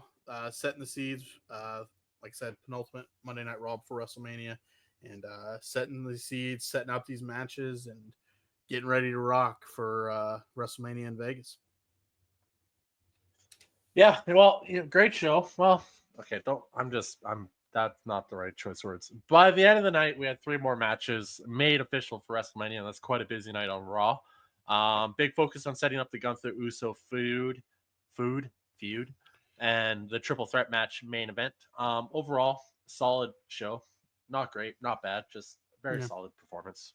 That's what you get leading to WrestleMania. Couple, 2 weeks prior, and Uh, you don't want to do the, anything the, crazy. the Fed came out of me, and I wanted to say great show, but it was a solid show, not great. I understand. I enjoyed it because I knew what they were doing. They're not going to go crazy over the top and risk ruining. Anything can happen, but they don't. You don't want to run the risk of ruining WrestleMania and the plans that are in place 2 weeks away. So take it simple, take it easy, and let's move it forward to Tuesday, which is NXT, ladies and gentlemen. Yeah, and also on NXT, we are less than 2 weeks away from Stand and Deliver. We are live from the Capitol Wrestling Center in Orlando, Florida, for NXT tonight. We have a big time 6-man tag team match tonight for the main event, and we get to see the Dark State in action for the first time. Their opponents are Oba Femi, Trick Williams, Javon Evans. Didn't know Tony Khan was writing for NXT, but apparently he is. The big question here is, can they coexist? I don't know, RK. Maybe, maybe not. Spoiler alert, not really. Spoiler alert, Trick's a bitch. Yeah, dude, he's really showing his true colors, and yeah, we're on the road, man. We're almost there. Stand and deliver. I'm gonna say it way too many times this episode. Take a drink every time Kurt says penultimate. The penultimate NXT before we get to stand and deliver. Also, looking at Stephanie Verkira, it's just the women's world title. Yep. It was said that the dirt sheets that were saying that Julia was injured in these issues are now saying that she was never injured. The whole reason that they went the route of putting the title on Stephanie is because she has gotten more over than Julia. And RK believes every word of the dirt sheets right there. I do, 100%. She has gotten more over than Julia. No, I it's on record that I love both of them. I'm a big Julia supporter, but it's evident Stephanie got over more than Julia. It's just, you can't deny it. It's undeniable. And I mean, yeah, she's awesome. Wrestling fans are fickle, man. Julia's great. I don't think there's any concern there, but Stephanie is coming hot and she is on fire, and the fans love her, and as they should. She is fantastic. I've never come across a wrestler in my life that I saw one match from them and said she's legit. I can attest to that. You did it. You did it when we saw her in that New Japan, in the Strong of It. You said it. You said, "Yep, she's the shit. She's awesome." And look at us now. And speaking of her, heading to the ring, she's gonna be on commentary. So hey, let's get into it. And right off the hop, we got a big time match. Potentially the opponent for Stephanie Verkira at Stand and Deliver. We got Jordan Grace versus Jada Parker. And after the match, Stephanie Verkira is going to announce who her opponent is. So we get into the match. The match ends as a disqualification at 10 minutes and 3 seconds after Parker slaps the shit out of Verkira, who swims back but hits Grace instead, and the ref has no choice but to call the match. There was a scary moment in this match where Grace went for the suicide dive and catches the rope on the way out, and she fucking face planted. Thank God she looked okay though, because that could have been really bad. Yeah, she took to Twitter and she was like, "Shit happens." Like, it happens. Well, one of her posts was like, "Oh, so you want to see me do a suicide dive, huh?" Or it was something like that. It's like, "Oh, y'all wanted to see me do a suicide dive, huh?" Verkira gets her choice of who to face at Stand and Deliver, but it really looks like it's shaping up to be yet another triple threat match on WrestleMania weekend. Post-match, the brawl is on, and Julia makes her return to help Verkira clear the ring. Plot twist, Julia then takes out Stephanie and holds the title high. We don't get an announcement on who Stephanie will face at Stand and Deliver, but now it looks like Julia has thrown her hat into the mix. Fatal 4-way, maybe? Foreshadowing. We got a recap of what happened last week where Ricky Saints took home the North American title. We got Hank and Tank going back and forth on just trying to figure out what's next for them. Swipe right, come up to them and say, "Hey, take notes. We got you, boys. 100%." All right.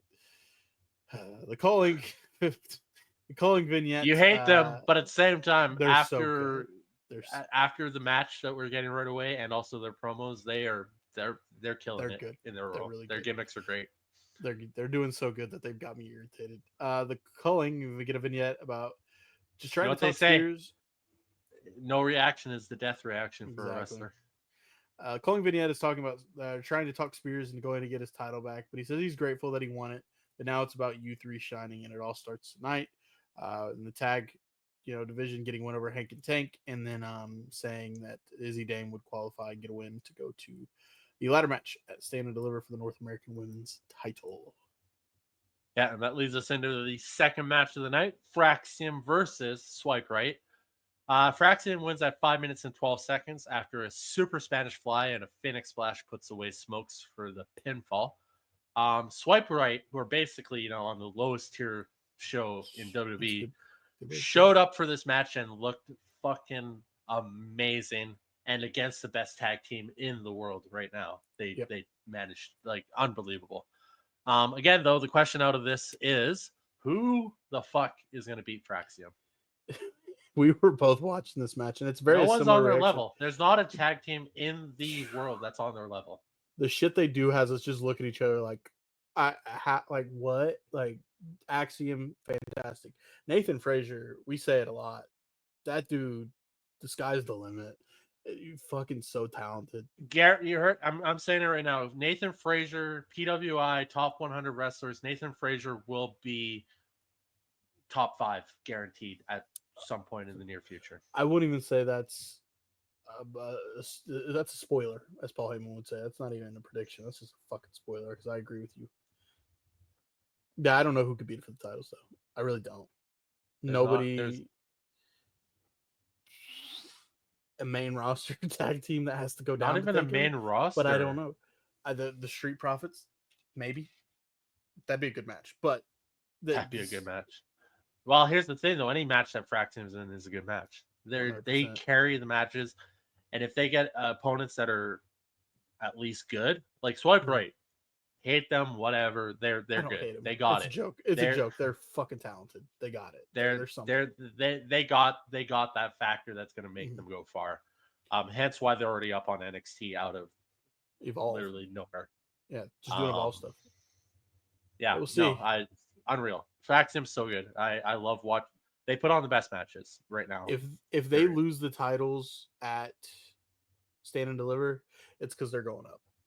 And then we're gonna. That'd be the only reason.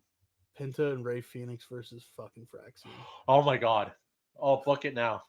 Oh, fucking best of 7. Don't care. Do it. Fatal Influence. Those forward cook. Oh my god. I got. Would I finally? They need to have a steel cage match. I need to get an AEW match off the best match in the history of wrestling. As much as it pains me to say. Please tell me that's not the best match in the history of wrestling for you. Dude, it's one of the few matches, I shit you not, it's one of the few matches I go back and watch monthly. I'll just throw it on because it's that fucking good. There's not another match that I have that same sentiment towards. Mine's always a Royal Rumble match for some reason. Yeah, but I mean, I'm talking just like straight up match. Just fuck, man. They killed it for an hour straight. Just yeah, they did. They did. In the back. So I'm begging you, Fraxium, get a match with the Lucha Bros and knock that match off my list. That's gonna happen. Fatal Influence is in the back to argue about who's gonna get the qualifier match for Stand and Deliver. Jasmine actually ends up taking charge, and she's gonna be the one to go up against Sol Ruka in the ladder match to see who's gonna go to Stand and Deliver for the North American Women's title. Holy shit. Did you know Ethan Page is challenging Joe Hendry and Frankie Kazarian for the TNA title at Rebellion? No, I haven't been keeping up. Oh, yeah. So there's a triple threat. Joe Hendry said he's going to go ahead and wrestle, even though the doctors haven't told him not to. Frankie Kazarian said that's a bad idea, and Ethan Page is somehow in that match. TNA Rebellion, that is April 27th, 2025. Yeah, that's the main event for sure. Because Kazarian's cashing in his Call Your Shot trophy, and Ethan Page did somehow.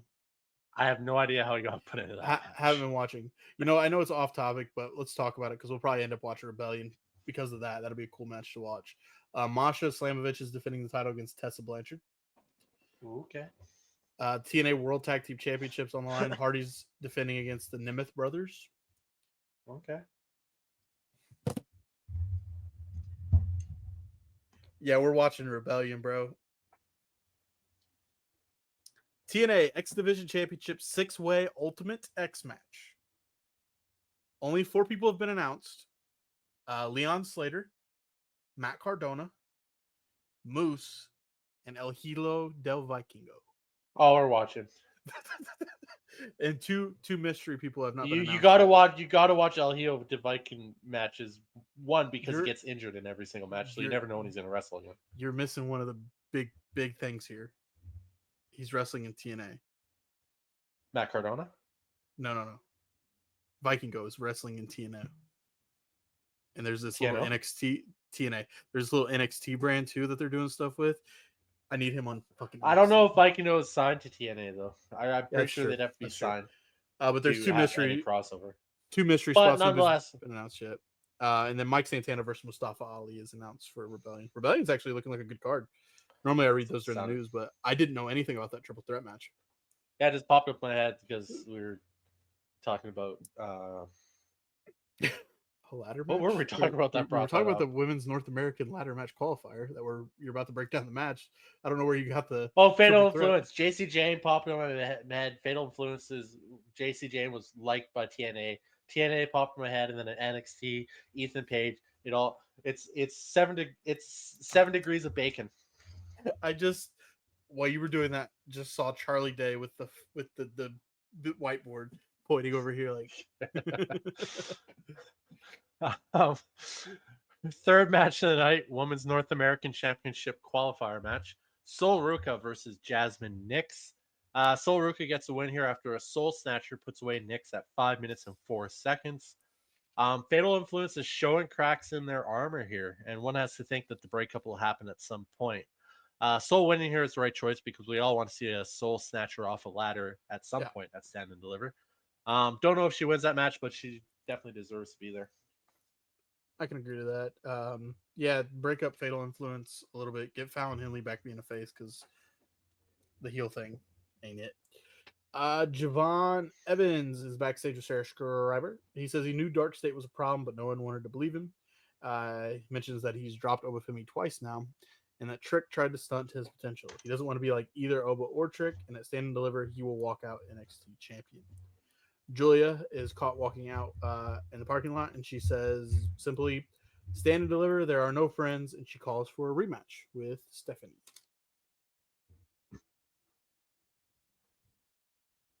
Oh, is it my turn? Fourth match tonight, we got the Calling. That's where my list or speech impediment comes in place. Is Eames. My last name ends in an Ean, and I can never say my own last name correctly. It pisses me off every time. But versus Hank and Tank, the Calling wins here at 3 minutes and 36 seconds after a top rope knee dominator combination puts away Hank for the pinfall. Not a lot to see here other than the Calling getting a win.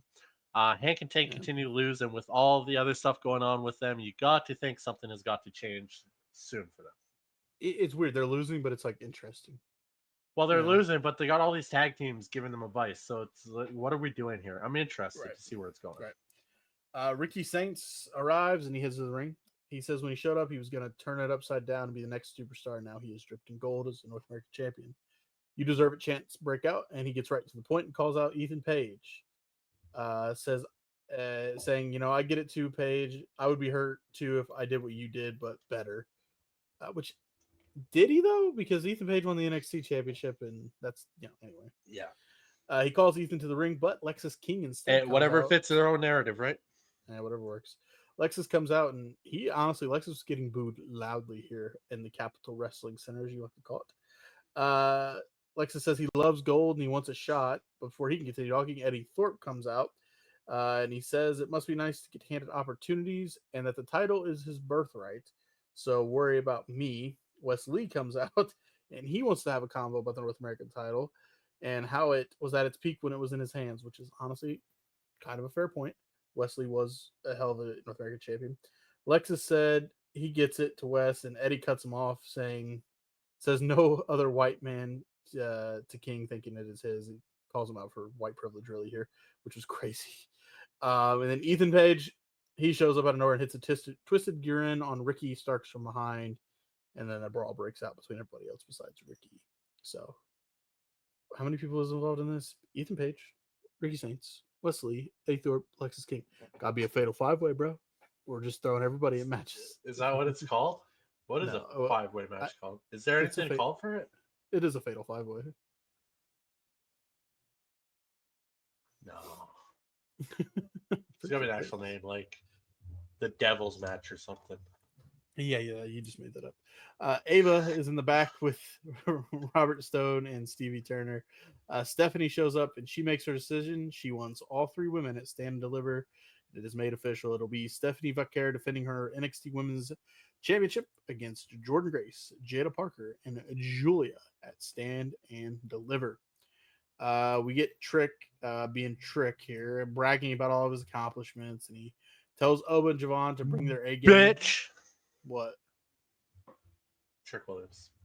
Oh yeah, 100%. Tells Oba and Javon to bring their A game tonight and make sure they bring it at Stand and Deliver because he's gonna beat both of their asses when it comes time to do the business at Stand and Deliver. I guess they were called Fatal 5-ways. 5th match of the night. Fuck, NXT put on a lot of matches tonight in 2 hours. 5th match of the night is Wesley versus Yoshiki Inamura. Wesley hits the cardiac kick, which is still probably one of my favorite finishers in wrestling. For the pinfall win at 3 minutes and 54 seconds here. It's kind of amazing that Wesley doesn't have a lot to do right now because he is really that damn good. This match was whatever, and Inamura continues to not really be making much of an impact on the show since coming over from Noah. Yep. Obafemi sends a message to Dark State, says he doesn't forget what they hit him with their best shot, and it didn't work, and he will finish them. And then at Stand and Deliver, he will easily take Trick and Javon's best shot and put them down and remain NXT champion. Oh wait, no, they called the Fatal 5-way at Vengeance Night of Champions 2007 a 5-pack challenge. 5-pack, okay. I've heard 6-pack too. 6th match of the night is Women's North American Championship qualifying match. Izzy Dame versus Ren Sinclair. God damn it. Hated that right off the hop. Izzy Dame apparently wins via pinfall after a sky high from Izzy at 4:28 puts away Ren. I say apparently because Izzy released a pin after a 2 count, but the rest still counted to 3. Me and Kurt, we went back and watched this, and there is a moment just before the count starts where you hear Vance hitting the mat, and it sounded like the first count. Nonetheless, the visual did not look good, and the ref should have stopped the count. It looked bad. And it was Ren bad on here. And the referee, it was the newer referee, the blonde chick that just started. Yeah, I think that was one of her. That's the first time I've seen her on NXT TV. So also puts her in a bad spot because she's trying to do her job correctly, but at the same time, Vance just right. She knows that that's the finish right there. That's the 3 count. That's the finish. And then Vance does that, and then Izzy does that, and then she's put in a spot. So I'm sure she just said, "Fuck it, I got to do the 3." That sucks. But yeah, you can definitely blame that one on Vance because he definitely made.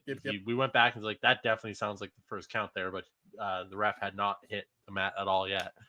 Sometimes I thought maybe like some refs hit the mat hard when they first go down, and it sounds like the first count. Yep. But this was definitely Vance hitting the mat. But yeah, back to what I said when the match was announced, and I didn't like it. Ren losing here doesn't sit with me, as I think she is a lot better than the amount of matches she gets to win. I love her Ren's days, her Ren's Day Q&As she does. She's good. Ren's man. awesome. I think Ren's fantastic. She's got a. Their in-ring talent may not 100% be there, but she is continuing to grow in that aspect. But her aura, her personality, her character is. She's grown fantastic. on me. Grown on me a lot. What do we got here next? We got some ladies in the back arguing because there isn't apparently a last chance qualifier for the ladder match. She says she has something she can make happen at Stand and Deliver for all of the ladies. So we'll see what that is. Andre Tace is giving some tips to Kel Dixon and Uriah Connors. Hank and Take run into the street Street Profits. Profits tell Hank and Tank, stop being tag teams that you're not. Be who you are. Lock in. Next week's gauntlet match. Win that. Take on Fraxium. Lock in. Stand and deliver. You pointed something out too. What was it? Was it here? Maybe it was SmackDown, or was it here when Doc just like looked at the dead into the camera? Oh, Dawkins, I can't remember exactly what he said, I don't but then remember what he's it was just either. like, I should have read what's it what's off, he but- breaking the fourth wall for? Yeah, it was like, what the fuck are you doing? And then of course we get the usual. Here's what's coming next week on NXT. Yeah, and that leads us into the main event, match number 7 of the night. Like I said, a lot of matches tonight. Dark State versus Obafemi, Javon Evans, and Trick Williams. Dark State wins at 13 minutes and 33 seconds. After a really cool looking triple powerbomb with Saquon Sugars jumping off the top rope for it, which finishes Evans for the pinfall. For a team that was put together out of nowhere, the Dark State looked really good here. As per usual, the 3 men on the other side of this match just could not coexist. They just couldn't. It's almost like you saw it coming. Mainly because Trick's a bitch, actually. I mean, that was really the whole thing. Javon was trying to keep them together. Trick was just bitching the whole time, and because he accidentally got hit by a fucking Dark State member after Oba threw him into him, he cried. What the hell was that? I was trying to adjust and turn my TV away and turn it off in audio. I'm unprofessional, man. You don't Anyways, notice by yeah. Post-match, Channing Lorenzo, Stacks, appears on the screen to issue a parking lot brawl next week between the family and Dark State. Interesting. I We have all no know about clue that. who I have no clue who AJN is going to be fighting, but Saquon Sugars. Rizzo is. NXT, man. It's NXT. We know what we're getting. We know how it goes. And they're setting the seeds, man. Stand and Deliver is going to be interesting. I'm intrigued to watch this week's episode of NXT and get those final seeds planted and all the matches announced. See who the hell Ricky Saints is going to take it. Stand and Deliver. I think we got a good idea. We're not going to get watch Stand and Deliver live either. We'll see. Hey, let it rain, let it pour, baby. Let it rain, let it pour. Well, you may have to work Yeah. too. No, I took this weekend off because it's fucking WrestleMania weekend. Sorry, I like money. I told all my clients, do not, and also it's a long weekend here actually too. So, Oh, you got good. My job does not give me Good Friday off. okay, we had this conversation before. I don't know I'm how not it works doing in the it again. States. I don't know how it works in the States, but up here in Canada, it is government mandated federal holiday that I don't employers here. have to pay you for the day. And I don't think. And if I you don't think work it, you get paid for the day. Yeah. And then you also get paid time and a half for working it. So you get basically double time and a half. I do not think it is government mandated here. I could be wrong. And if it is, I need to have a conversation with my bosses and be like, yo, what the fuck? I don't know anything about labor laws in America. I am not an American. I am a Canadian. And here we get paid for it. And if you have to work that day, you get paid for it regardless. Plus you get paid for your hours at time and a half. Did you get your basement cleared out yet? I'm coming. Fuck it. Let's do it. I'll find a job. Move to Canada, man. I don't know how. We'd have to find you somebody to marry, and then you'd have to make sure you learn. Oh, yeah, because the country. Anyway. Yeah, any country you immigrate to, you have to have a reason to immigrate there. You can't. Well, I guess you could seek asylum. Say, your president scares you. Ooh, I could go. Never mind. I'm not going down this road. Go. Just. How'd you like NXT? As I pointed out a couple times, it was a match-heavy show tonight with things shaping up for Stand and Deliver quite nicely. Overall, a bit of a weaker show for NXT. Honestly, they can't be the best every week, but they really need to step up and deliver next week. See, step up and deliver. I should have said they should need to stand up and deliver next week to set up the biggest show of the year. That's it, man. That's NXT. All these shows kind of doing, chilling, just setting them seeds because it is the biggest work week in, WWE.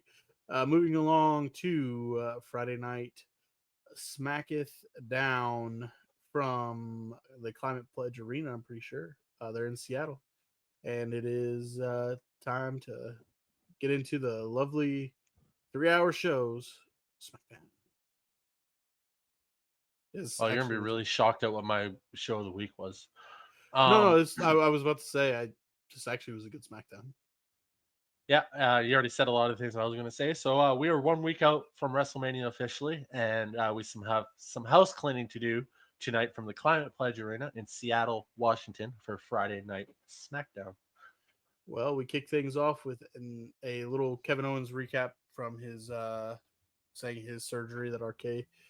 We'll see. Post WrestleMania, we'll have a conversation and see what RK's feeling when we get out of WrestleMania. But until then, we move forward with Nick Aldis. He's kicking us off in the ring to address Randy Orton's actions from the week prior. The crowd is chanting. They want RKO to come on out.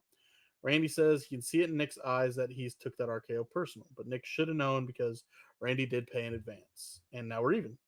Randy says he needs a match at Mania because it's his Which is 20th. wild because that was a couple years ago he paid that, or last year or a while ago. It was a while ago.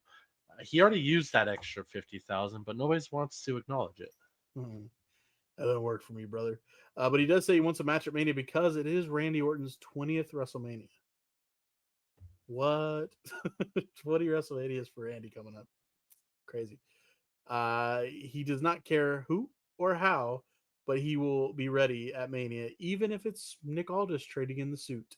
Aldis says it's not about money. He just wants Randy's respect. Randy says Nick does have his respect, but if he doesn't get a match at WrestleMania, he will not apologize to Mickie James for what he does to him. Before any more continues, Solo Sikoa comes out and tells Randy to quit crying and that he is in the past. The LA Knight will be in the same boat in the past after Jacob Fatu beats him at WrestleMania. Randy will be sitting at home doing nothing. Randy goes kind of off here, kind of crashes out here saying that all the voices have been talking and he is going to show Seattle how to beat two Samoan boys up at the same time. They brawl. Solo and Tama do get the upper hand before LA Knight hits the ring to assist and ward the Samoans off. Knight goes on the mic to challenge him to a match later in the night, which Nick Aldis approves of ringside. And then Liv Morgan and Raquel Rodriguez, they are shown heading to the ring to watch the gauntlet match to see who will be their number one contender at WrestleMania. Who could it possibly? I don't think I've ever seen a gauntlet match where a team goes wire to wire, but hey, maybe tonight. I first, don't think that's true. I think that happens a lot. I don't remember any in recent memory. The one that comes to mind the most to me was when Kofi Kingston was trying to win the WWE Championship from Daniel Bryan. Oh, sorry, you're bringing up shitty years of WWE. Okay, cool. Dude, that was such a good.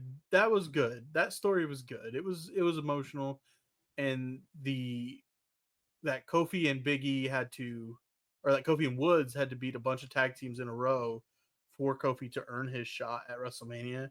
And that one of the teams they went up against was the Usos after they had already been through the wars, and the Usos said, "We've been through battles, we've been through wars. Kofi deserves that shot at Mania." And it was a cool moment. I do actually remember that now that you mention it. Also, for some reason, just popped in my head. Seth Rollins had like an hour and 15 minute Yes. last man standing match on fucking Raw once during that era. Yeah. It was a different time. Welcome to the correct. I'm not criticizing that match. I watched that match and it's fucking amazing. Yes. Anyways, first match tonight is the Women's Tag Team Championship Gauntlet qualifying match. That's a lot of words to say at once. First match is Lyra Valkyria and Bayley versus Shayna Baszler and Zoe Stark. Valkyria with the pin on Baszler at 3:18 to move on. Second match is against Natalya and Maxine Dupree. Bayley with a small package pinfall after Maxine attempted a sharpshooter, much to the dismay of Natalya at 9:14. Oh, she they had the camera and she said, "What the fuck? What are you doing?" To move on to the third match, which was against Kaden Carter and Katana Chance. And this is when this really started to pick up, was at this match here. Valkyria with the pinfall win at 11 minutes and 48 seconds after a quick night win finishes Chance to move on. Fourth match is against Mishin and B-Fab. I get it. B-Fab's just recently started wrestling single matches after being a sidekick for the last 4 years. So I get why she's taking all the pinfalls right now, but I think she's got a bright future. I like her a lot. So anyways, Bayley wins with a rose plant to pin B-Fab at 17 minutes and 31 seconds.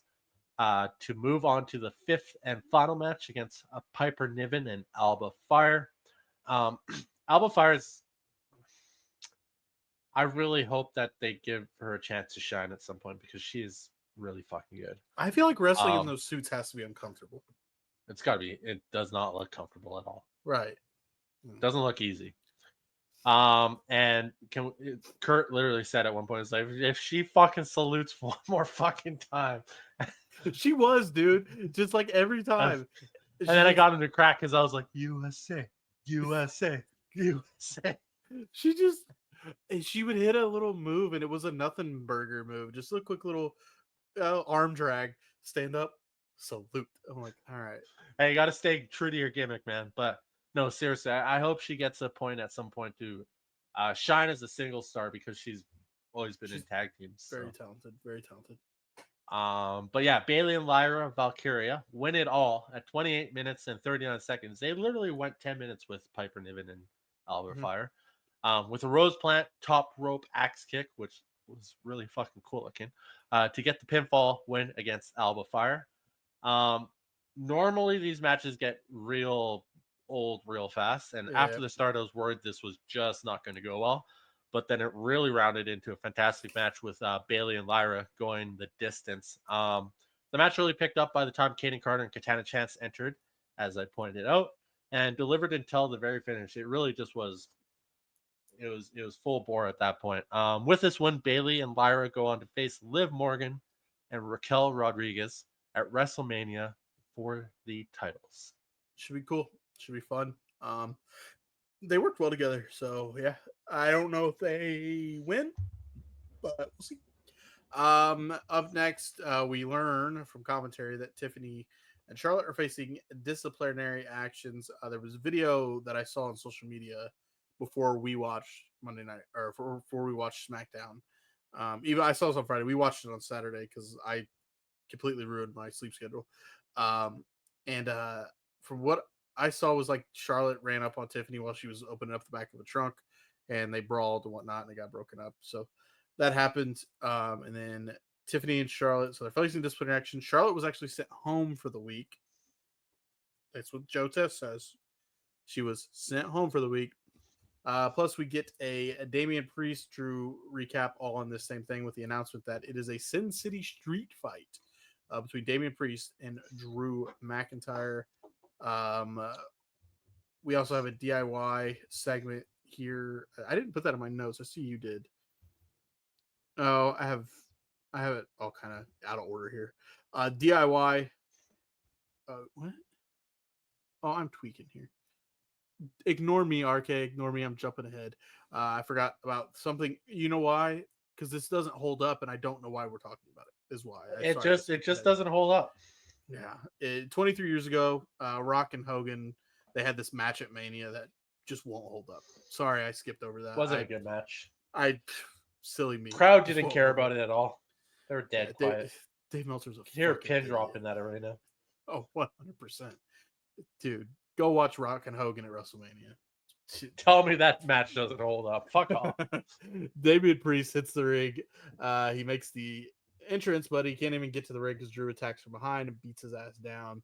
Drew asks the crowd if they can see him now. That Drew will always tell the truth and he's always justified, including dropping Damian's ass right then and there. He doesn't care about having one eye, and at Mania, he's going to give Priest the beating of a lifetime. But guess what? Wolverine is what he calls himself. He has some good news, and he is 100% cleared as he pulls off this eye patch. I don't know why he was calling himself a Wolverine. He looked more like Snake Plissken from Escape from New York. What he pulled out. It's a good reference. He said he is 100% cleared, and Priest is 100% screwed. But Damian comes back down. Great line. Great fucking line. Damian comes back down. They brawl again. DIY say they got screwed and it's all conspiracy. Pretty Deadly say they have lost their minds. Ciampa continues to lose it, but Motor City Machine Guns come up and they say, "Did we hear conspiracy?" Well, that's just what we call karma, and we get a tag title match next week. So, yeah, tag title match next week. It's not gonna be on Mania. Street Profits will be defending it, but it's Mania. You can only have so many matches. That is what I am getting a little irritated with on the IWC, which is normally a daily thing. Like, I'm sorry, but not everybody wants to watch a 7-hour snooze fest of a pay-per-view. Not everybody has to be on WrestleMania either. It's how it goes. Shut up and deal with it. We get a Triple H, of course, another one of the Hall of Fame hype packages. This one focusing on King of the Ring. And then we get a recap of Rey Fenix debut from the week. I am like prior. 99.9% sure it's Rey Fenix. Not positive yet, but pretty sure. Yeah, rumor has it. I did some internet sleuthing, and the tattoos on his shoulder there. Yeah. Yeah. You're a top class detective. Second match of the night is Humberto Carrillo versus Rey Fenix. Rey Fenix with the pinfall win at 10 minutes and 41 seconds after an Adios Amigo kick and a Mexican muscle buster to put away Berto. While Penta brings the cool factor, Rey Fenix may be the stronger wrestler out of the two. That's a fair statement. Cannot wait for the two of them to get together. I really just cannot, because they are going to blow away the audience that don't know what they do as a tag team. This was a great showcase match for Phoenix, as Berto is really fucking good too, and they put on a quality match here. Post match, we get Escobar congratulating Phoenix on his win, forcing Berto to shake hands with Rey. With Rey. I'm like, with Rey. I'm like, Mysterio? No, Phoenix. We gotta get used to that. Might as well just call him Phoenix, however you say it. You say Phoenix, I say Phoenix. We all say Rey Fenix. Up next, Byron Saxton is outside Nick Aldis' office where Roxanne shows up because she wants to talk about Aldis about apparently going after the Women's WWE Championship. Tiffany shows up and is basically like, Roxanne, why you be talking that about is this what shit? Roxanne Perez said she was going to do. Maybe I'll go to SmackDown, win the title there. Maybe I'll go to Raw, win the title there. Tiffany shows up and says, keep my name at your mouth, blah, blah. They want to fight, and Aldis comes out of his office and says, I will think about it.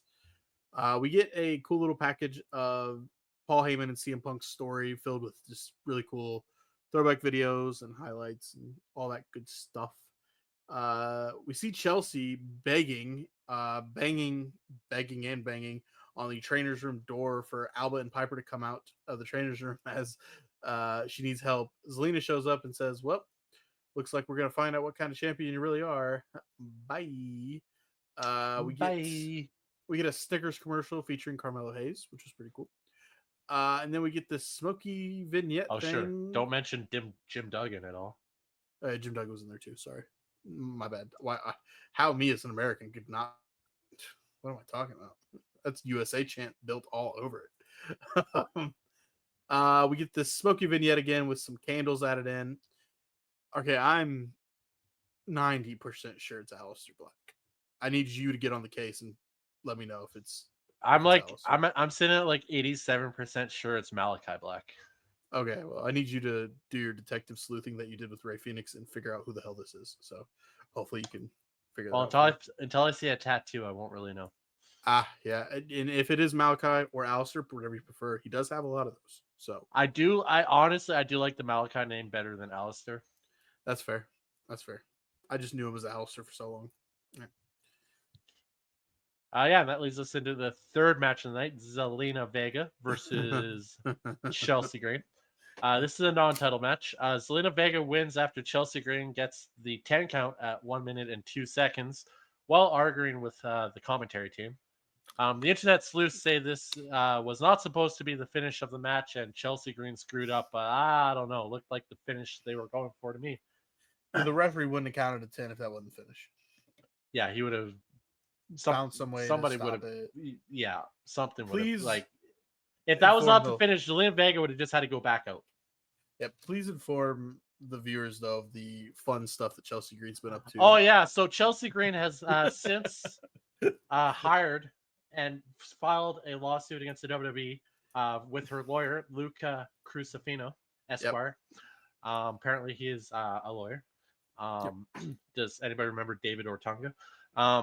Otunga, but all right. Otunga. David Otunga, yeah. Anyways, same idea there, but that's fucking hilarious to begin with. And then Stu Bennett, official, replied to that on Instagram. Stu Bennett, being Wade Barrett, said, "Gotta get somebody to look into that Joe Tessitore guy because I'm pretty sure he caused that all to happen." And Chelsea was like, I know. It's like, So good. This is actually happening, but all right. So good. We It's hilarious. see Umberto in the back with Legato, and they're kind of making fun of Umberto for eating his words. And Santos and Garza go to congratulate Ray Phoenix again.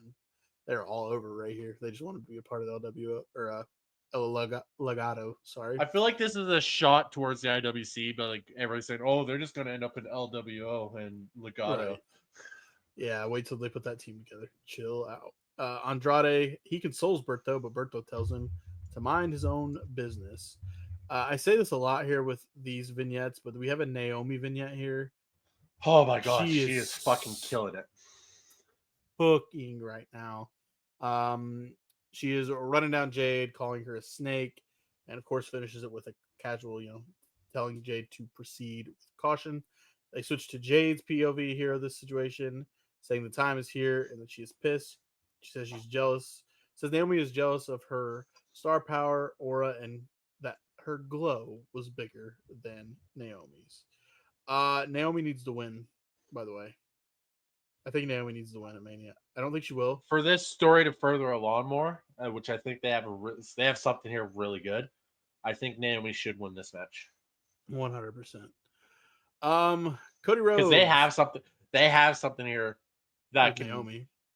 with Naomi, but also this is something that Jade, yeah. could really show Jade if Jade can do this. This is the kind of story that could really show what Jade's actually made of. So before we go to commercial, we're seeing old WWE Championship titles being placed into the ring. Cody Rhodes comes out when we come back from commercial to a ring that is filled with past WWE Championships. Points at the titles and calls them the thing that makes you the best in the world. Says he is blessed to hold it, but he won't be the last because it's about the next 20 champions, and that there's one man trying to take all of that away, and his name is John Cena. Cody says Cena neglected Seattle on his farewell tour. Rebuttals to basically Cena calling him a common fan, saying, yeah, I am a fan. He says, so what? So what? I'm a fan. It's because he doesn't think he is someone, or wait, what? Because he doesn't think his someone he wants to be. I don't know. I can't spell sometimes. I type really fast. He goes through all the titles though. He's singling out like which champion held which one. Hey, this Bruno. is actually a perfect segment because when we watched the WCW Raw, we were trying to figure out what fucking title Undertaker had because it was a Wind Eagle title, but it wasn't the Wind Eagle that we all know very well, like the Stone Cold Wind Eagle. Yep. It was the one before it, and that's the one. It was just like, okay, so there it is. They had two different style of Wind Eagle belts. Yep, I did not know that. Bruno for the OG one, Taker, Stone Cold, and then he even mentions John Cena when he gets to the spinner belt. Says Cena is always teaching, so maybe Cody can teach Cena something that they can cheer for someone else. It's okay for them to cheer for someone else. He now finds himself in a spot to stop Cena from ending the history of these titles. And like he told Brock Lesnar and Roman Reigns, that when he's backed into a corner, that's when he's at his best and that bell will ring. When he beats Cena, he will let Cena say goodbye in the ring, and the title, though, will go home and stay with us. You said something after this promo that you really enjoyed this, and you finally understood it. Yeah, so this segment from Cody Rhodes, there's just something about it that was just, it resonated so well. And I've respected Cody and what he's done since he's come back and everything, and him as champion. I get the whole thing, but I was never really a Cody fan. This promo, I can honestly say that I am a fan of Cody now. He absolutely, this was on point. And whoever wrote this for him, or if he had a lot of say in how it went, fantastic job, because it really resonated what Cody stood for here. Mm-hmm. Yep. And that's why I'm a Cody crybaby.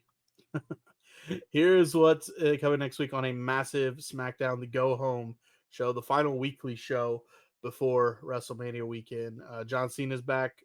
There's the Andre Giant Battle Royale.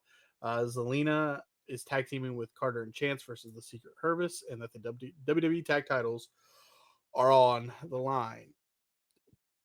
Byron Saxton is with the Street Profits, talking about their title defense. Doc tells them to keep up the praise for the IWC Glazers that they run this tag division. I don't know why he took some shots at the IWC, which seems to be a theme recently. Triple H did it on Schultz podcast. Doc's doing it. I don't know. Miz and Mello show up, and Mello says that they are running the tag division to the ground, that Miz and Mello will put them on notice, and that they want the smoke. They leave. Dawkins is huffing and puffing, and Mont tells him, let it breathe. Let them breathe, big fella. Let them breathe. I had to And add that leads That was us. That leads us into the fourth match of the night: Tiffany Stratton versus Roxanne Perez. Another non-title match. Tiffany gets a victory here at 9 minutes and 18 seconds with the prettiest moonsault ever. Moonsault. Fuck, I can't speak sometimes. Prettiest moonsault ever for the pinfall. This was a really good match with Roxanne getting to showcase a bit here. Not really sure what the plan for Roxanne is at the moment, but at least they're keeping her on TV a bit between, NXT, SmackDown, and Raw, just to keep her relevant until her inevitable main roster run actually starts. Yeah. It's just kind of weird. It seems like she had a false start with the Royal Rumble and all that stuff, but nonetheless, she is really fucking good. Post match, here is Charlotte for the beatdown on Stratton, and She Wade was Barrett. at home. No, she was definitely there. Yeah. Even though she was in street clothes. She I love looked how good. I like how like they down. Oh, she's incognito in street clothes. She's wearing normal clothes. Good lord, that could She's possibly wearing ever clothes happen. you just walk around town with. Wade Barrett was really good here. I like what Wade Barrett did here, getting in the middle of her and Stratton and saying, "What are you trying to do? Get fired? Get out of here." Yeah. Yep. It's good. They're building that match for Mania. So we're They here now. did more for the upcoming match in 2 minutes here than they've done in the last 2 weeks. Obviously the shooting on each other adds a little something to it, so for some. We get the little CM Punk favor recap, Raw Backlash recap. The official WrestleMania lineup has been announced. We recap CM Punk picking his favorite from Paul Heyman, which did not sit well with Roman Reigns. Then Seth Rollins attacked Punk and teased attacking Heyman, saying Heyman owed him a favor as a result. They wouldn't have, I think you talked about it already, Paul Heyman, Seth Rollins? You Yeah, hinted at it, maybe. I it's don't kind of know. the rumor that's going around right now. I mean, it kind of makes sense because one, it's a huge plot twist, Mhm. and two, I mean, Roman got all his greatness with Paul Heyman at his side. CM Punk got all his greatness with Paul Heyman at his side. What could Paul Heyman do for Seth Rollins? That's fair. Yeah, and as I said, the official WrestleMania lineups were announced, including what matches are taking place in each days. We're not going to run through it on the show. We'll have a whole WrestleMania predictions and preview, breakdown, and all that coming up on the channel later this week. Yep, that's all I got. And that leads us into the main event, fifth match of the night: Randy Orton and LA Knight versus Solo Sikoa and Tama Tonga. LA Knight with the pinfall win here at 9:01 after a BFT out of nowhere to Tama Tonga. You said you really liked how they got into that. Oh yeah, they just backed into each other and then BFT, you're done. Yeah, this was a thrown together main event, and it worked well enough to finish out the night. They may be teasing Sikoa and Orton at WrestleMania, and while they may not be the best way to go, what do you do on short notice with the recent news of Kevin Owens? I still think if it's not Kevin, it's somebody other than Solo. I don't get me wrong. Solo put in the work to deserve a Mania match, totally, but it just doesn't Solo feel. had such a good fucking last year. I don't get it. He's just kind of gone off to the. He's playing side fiddle to Jacob Fatu. Jacob took the reins. I mean, what can Jacob has like 4 fucking moves. Like, come on. Yeah, but he's got that aura. I don't know. Sikoa is good, man. I don't know. I like Solo. I think he deserves more. Post match, to no surprise, Jacob Fatu is here to lay waste to LA Knight to close the show and close the show licking the belt. And if anybody remembered, Logan Paul had that belt on his balls. So yeah, you're right. But there's 2 titles: one that you take for media and one that you use in the ring. that is actually true. which Cody did something in an interview, and the one that Cody carries around is the one that he had at WrestleMania that he took over Roman. He said that. So, yeah, man, SmackDown. This was a good SmackDown. This was a good SmackDown. Very rare we get good SmackDowns, not because the content in it isn't good. It's a long drag, and this one didn't seem like that. The pacing is. This one was a good WrestleMania, and it just like Raw, just like NXT, set them seeds. WrestleMania weekend's coming. Plan it.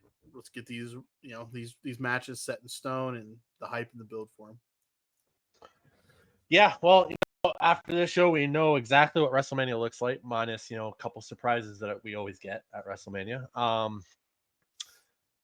And the 2 shows this week did what they were supposed to do, set up WrestleMania, and the shows next week, exactly what they're going to do. Matches that have no chance of compromising the WrestleMania matches, and just set a couple more stories. Yep. As we'll find out on Raw here, apparently CM Punk, Seth Rollins, Roman Reigns, and Paul Heyman are all there tonight. So, can't wait to watch. So yeah, next week will be just a giant pre-show to WrestleMania. Overall, though, SmackDown delivered tonight and showed that they were not going to just limp into WrestleMania. Cody Rhodes' segment tonight was absolutely fantastic, as you made me say because you were shocked that I said it. Apparently, I was, dude. And yeah, I can say that I'm with Cody. I'm a Cody crybaby now. Welcome to the road to WrestleMania is coming to an end, and everything is firing on all cylinders. Yep. Fuck the IWC. Just fucking some jackass had enough balls to say this is the first true WrestleMania that Triple H has run without any Vince McMahon influences and stuff, and they're like, that's why it sucks. It's just like, what sucks right now? All the matches look like they're going to be good. Not true, because the last year's WrestleMania was his. Well, no. Cody Rhodes' return was started with Vince McMahon. Okay, then I see what you mean by that. Then yeah, I got you. But he booked last year's WrestleMania. I know, but the stories were started with Vince. That's what they're trying to get at. I got you. No, it's fine. Just because you don't like it doesn't mean somebody else doesn't. I'm hyped. There's a lot of matches that I'm fucking hyped for. And I just kind of thought in my head, man, we have Raw, NXT, SmackDown, Stand and Deliver, 2 nights of WrestleMania that we are going to cover. The question is, it's been a while since we've done a 3-hour fucking top rope renegades. The question is, do we split it in? Probably not. We just do it all in one. Just do it all in one. Do it all in one. Do it all at once. Do it live. That brings us to the close of the show to ask the all important questions. We'll start things off with, what is your show of the week, RK? SmackDown. I am with you. I am with you on that one. SmackDown, as I said just a second ago, the final thoughts. The pacing is normally weird, but this one they did really good. Start to finish, made you feel things, made you lock into these stories a little more and keep it moving. Wrestler of the week, though, for you? Oh, that's a tough one.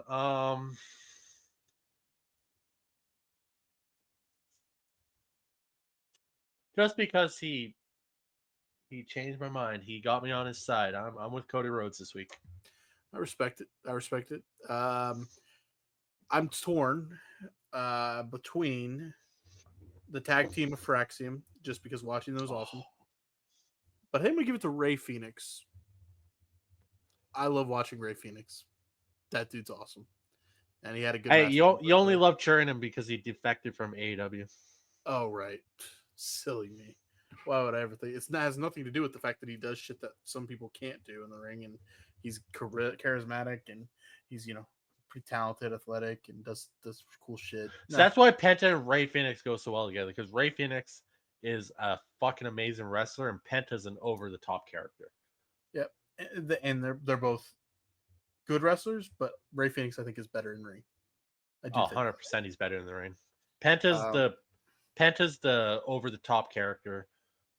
Ray Phoenix is the over the workhorse, and they just mix so well. Penta's no slouch. I'm not saying Penta's not good at the ring. It's just right. They have their strength, and that's why they're just probably one of the best tag teams to ever grace wrestling. Agreed. Get them together soon. Post Mania, we'll see what happens. With that being said, that is episode 49. Next time we talk to you guys on the This Week in Wrestling podcast, it will be episode number 50. So close to a year's worth of episodes. And we will be wrestling hun over. Oh, yeah. I don't know if we're going to be doing it right after WrestleMania Sunday. This may be a Monday recording just because I don't know. I don't know, dude. I really don't know. Because then you go from WrestleMania Sunday. Hey, I got all weekend off. I don't have to work Friday. I don't have to work Monday. And you can't catch your breath after WrestleMania Sunday. Because guess what? It's Raw after WrestleMania. And that's one of the craziest Monday Night Raws of all time. And it's NXT after Stand and Deliver. And then we're going to have to fucking record on Wednesday. Oh, no, it's AEW. Yeah, who cares? No, it's WCW and WWE. Yeah, we'll get back on that next week because this week we'll see. Maybe we can squeeze it in Wednesday. No, I really want to do it this week because I was bummed we didn't do last week because after watching the number 10 episodes, I was just like, "Fuck, this is a lot of fun." Yeah. Let's get back into that Wednesday. Yeah, let's keep it pushing. Sorry, let's move. Sorry, I'm just thinking in my head. I'm like, holy shit, we got so much wrestling to watch coming up, and I think the best way you put it was we're gonna be wrestling hungover, but we love this shit. And we're ready to rock and roll. We will talk to you guys next time on the podcast. I'm Kurt. That is RK. We are the Top Rope Renegades. And we will talk to you guys next time on This Week in Wrestling. This Week in Wrestling, hosted by Kurt and RK. Brought to you by Owens Phone Accessories for when you need to cut a promo from your vehicle.